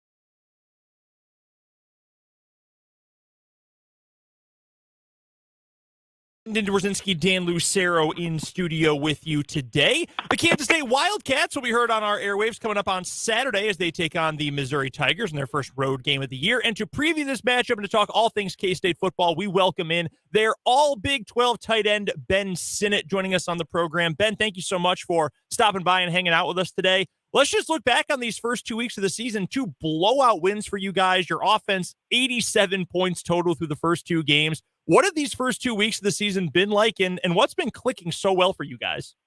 Yeah, I mean, it's been awesome. These first 2 weeks, we've been challenged with some pretty talented teams defensively, so it's been a really good start for us. I think we're just finally starting to click just throughout fall camp, just building that camaraderie with each other, being on the same page. It's really it's done its diligence on the field, and we've really proven that we can put up a lot of points on people. What is that chemistry like for you guys on the offensive side of the ball? Obviously, you bring a ton of guys back from last season yourself, Will, your entire offensive line, plenty of depth pieces as well, a couple guys at receiver. Defense had some major turnover, and obviously no more Deuce Vaughn in the locker room either. But generally speaking, what is the chemistry like? Are you able to kind of compare it to what it's been like in previous years and how strong you guys are together right now?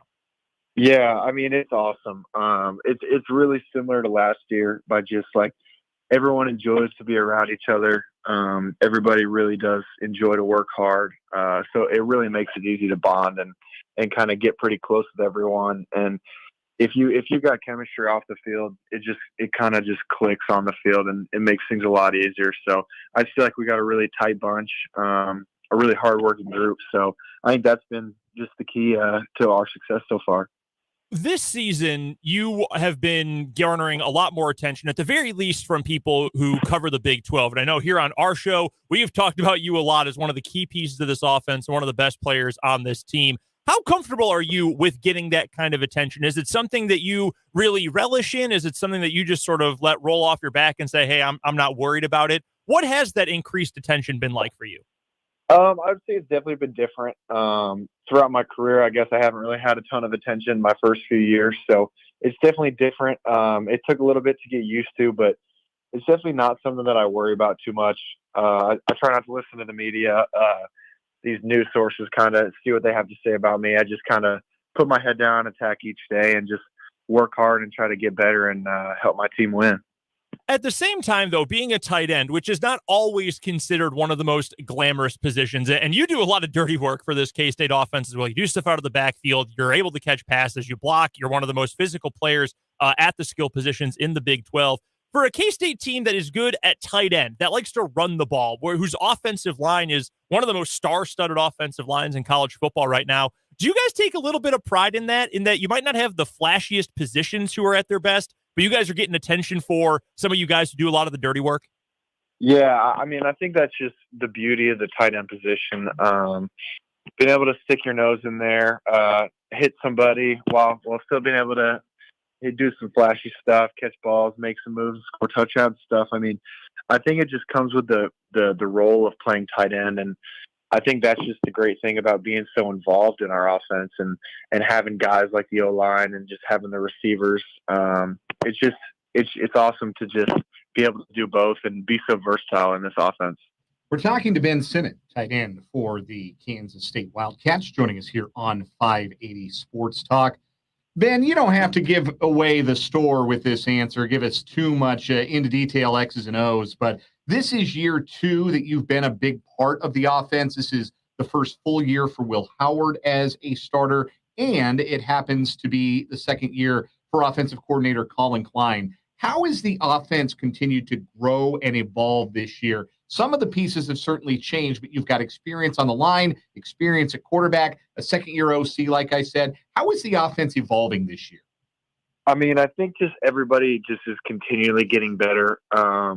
Looking on last year, we had a ton of room for improvement. There's a lot of depth. There's a lot of new faces, but with how close we are as an offense and the easy communication that we have, I mean, people are just working to get better every day, building off the mistakes we made last year and just trying to improve and become better as a whole. For you personally, was there a moment last season where it all kind of came together for you in the game? People talk about the game being really fast when they start at the college level. Was there a moment for you where it kind of started to slow down and you felt like, okay, I know where I'm supposed to be, what I'm supposed to do, and I feel like I can be the best version of myself now that the game is kind of slowing down for me? Or was that a gradual process for you?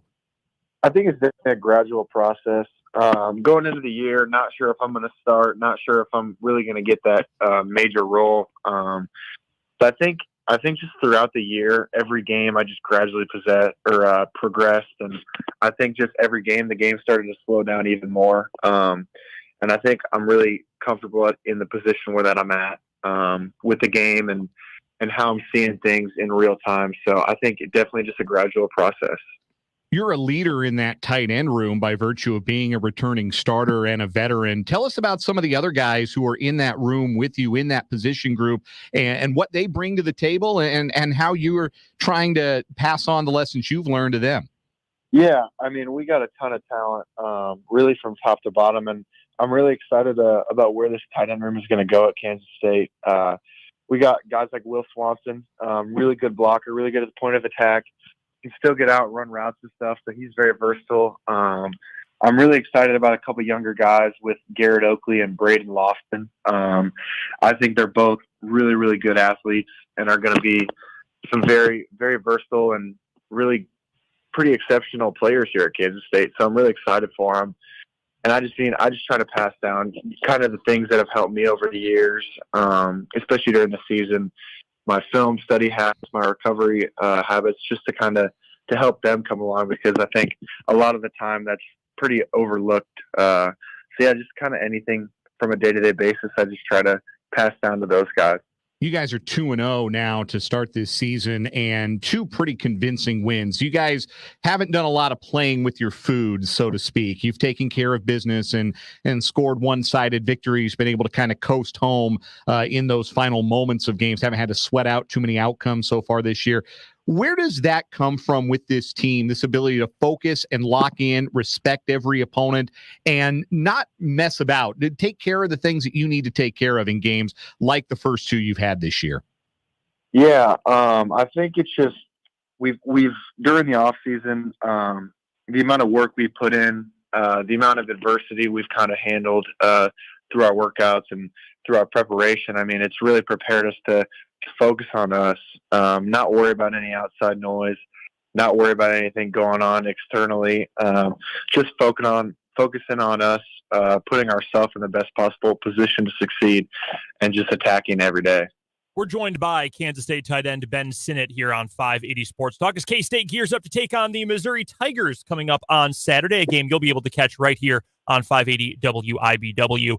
We've been talking a lot, Ben, about consistency and continuity within this roster and within this offense. It goes to your offensive coordinator, too, Colin Klein. This is year number 2 of him as the full-time shot caller for this offense. What has your relationship been like with your offensive coordinator, and how do you think he has continued to develop in his role now in his second year as the full-time play caller? I mean, we have a really good relationship.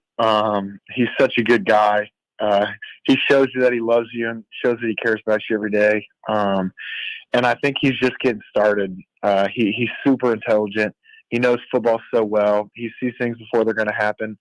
And I think just seeing our whole team's development and seeing him use guys in a certain way, it's been really impressive to see. And I think we're only scratching the surface with our offense. And I think us and Coach Klein are going to continue to develop, and I think it's going to be pretty special to see what he can do and what this offense is going to accomplish. I know when we talked to you late last season, we talked about how you and your head coach, Chris Kleiman, went to the same high school. You're both Iowa guys. You had that connection, and that was something that you guys were able to bond over and connect over really early. There's a lot of Iowa dudes on this roster, Ben. What is sort of your assessment of the quality of the Iowa natives on this year's roster, yourself and your head coach included? Yeah, I mean, I think Iowa kids, I think have a similar thing with Kansas. I mean, I feel like they're continually overlooked. A lot of us don't go to huge high schools. We don't have great competition we're playing against. So I think we have the same common goal or the same common thing of just like having that chip on our shoulder, continually being overlooked and just having something to prove every day. Just hardworking kids ready to do big things.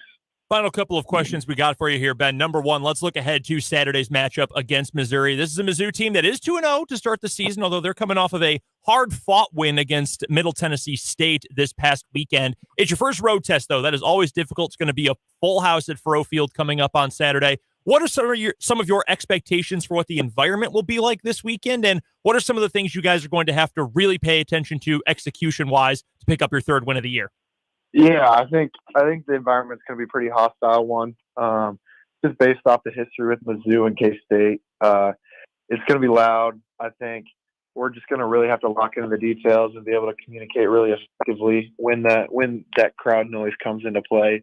Obviously, being at home, the crowd isn't too loud during the offense. So I think just being able to lock in and communicate really efficiently with each other and just being on the same page with the coaches and players, I think it's going to be the biggest thing for us. I don't know how online you are, Ben. Myself and Dan both very online all the time. And we have seen a lot of K-State fans and Missouri fans kind of going back and forth, kind of nasty over the last year or so, building up to last year's game, this year's game as well. A lot of Mizzou fans talking smack. Do you get into that a whole lot? Like, do you see the things online? Are you big on Twitter, Instagram, or do you pretty much just let your game do the talking and just worry about what happens between the lines?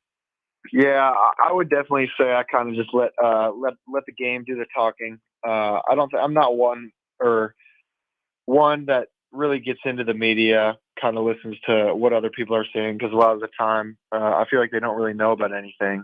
So I think that's just kind of a common thing with the whole team. We're really just focused on ourselves and focused on what's within the building and being able to control what we can control, you know. All right, last one I've got for you, Ben, and we've asked a couple of your teammates this over the last couple of weeks. Right before you guys run out of the tunnel, right before you take the field, you're listening to, you got your phone plugged in, you're listening to your warm-up, your pregame playlist. What is the number one song that gets you the most hype that you have to listen to before you take the field? Oh, that's a good question. I honestly, ZZ Top. I think that's one of the songs that really gets me fired up. That's probably the first one that comes to mind, but I definitely rotate a few. All right, so I've got to ask, do you have a whole lot of other teammates that are listening to ZZ Top? Honestly, I don't know. I would probably say no. I don't know if there's a ton of guys listening to that. Just no disrespect at all. I love that pick. I just was not expecting that one, and I don't know how popular that is in locker rooms these days.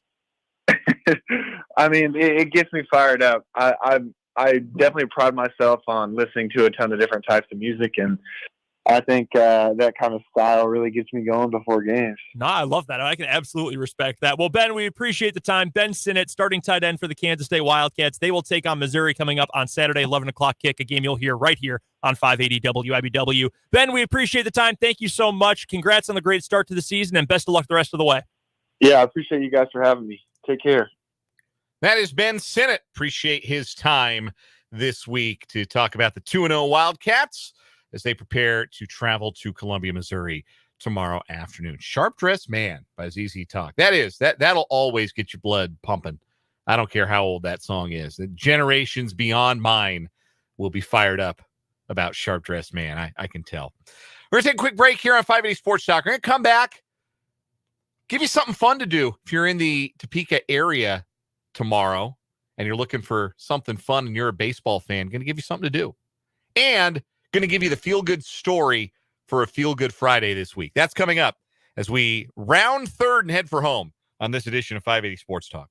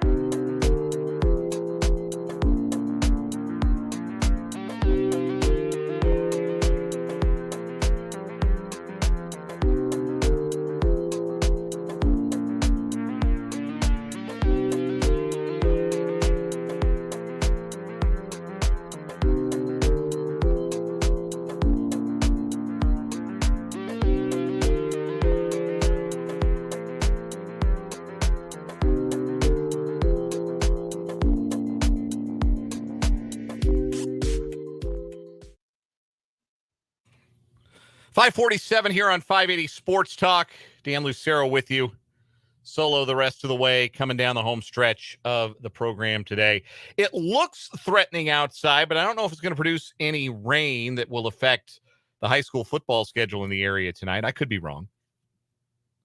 But if you are so inclined, we've got high school football coming your way tonight on our sister station, Classic Country 106.9, our Lewis Toyota high school football game of the week. Shawnee Heights hosting Seaman in United Kansas Conference action.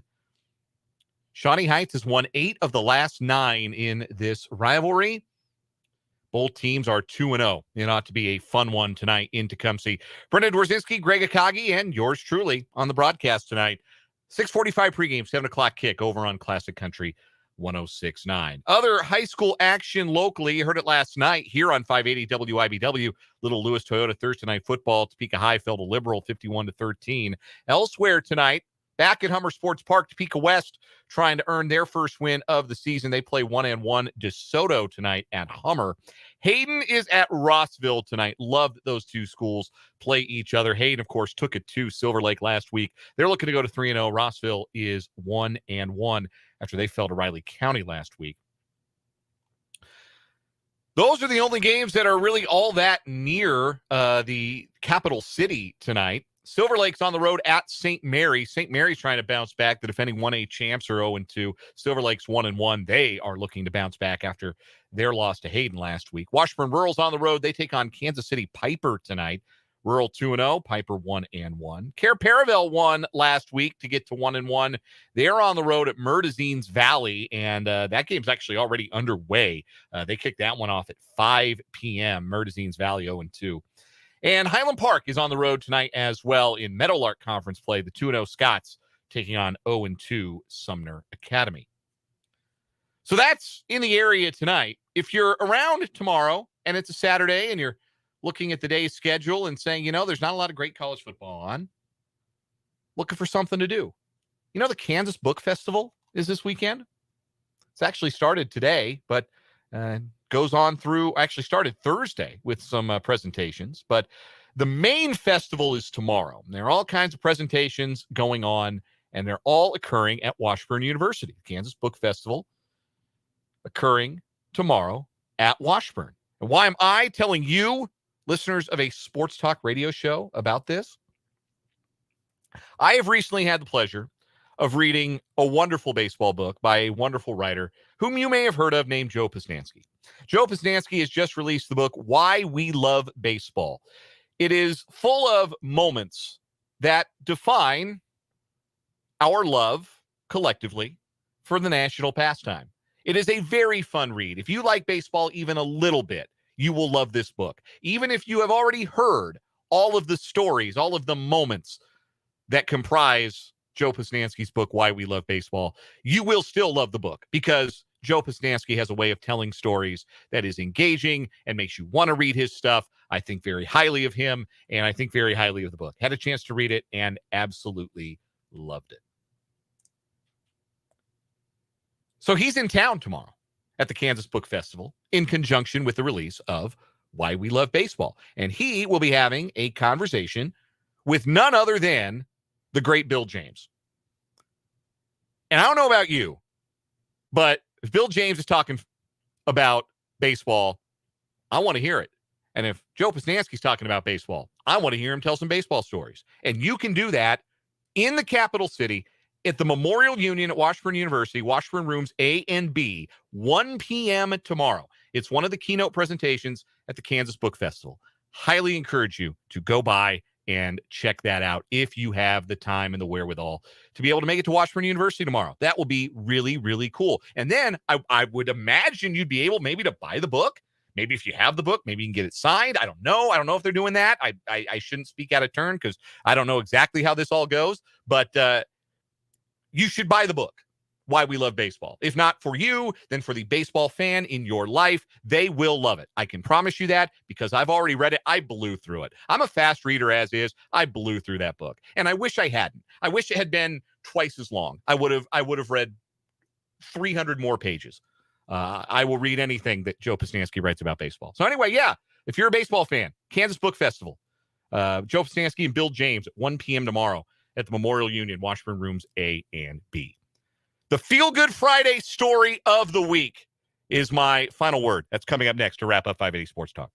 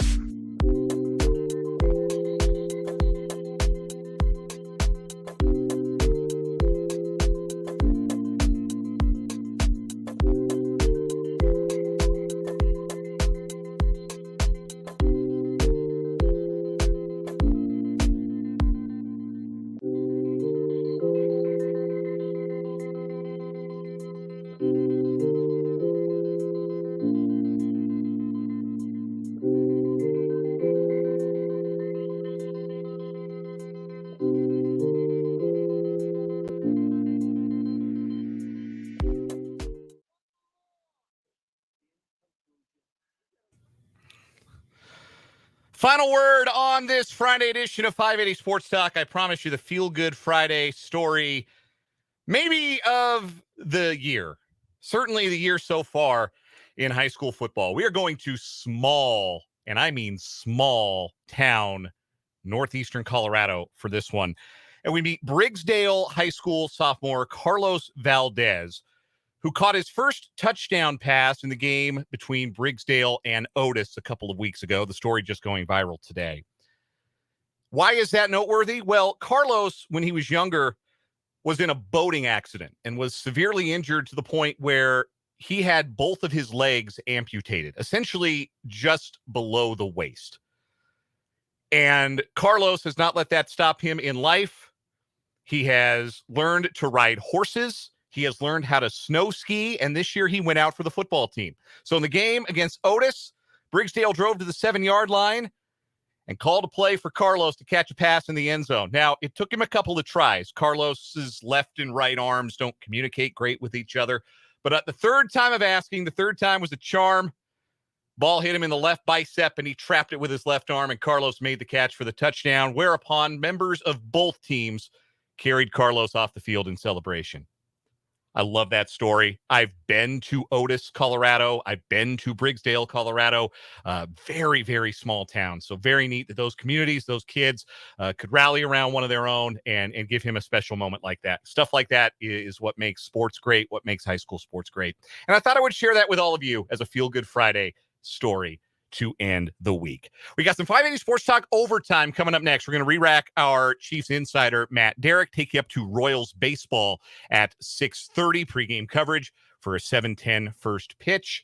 So hang around for that. Enjoy Royals baseball. Enjoy your weekend. For Jake LeBon, for Brendan Dworzinski, I'm Dan Lucero. This is 580 Sports Talk on 580 WIBW.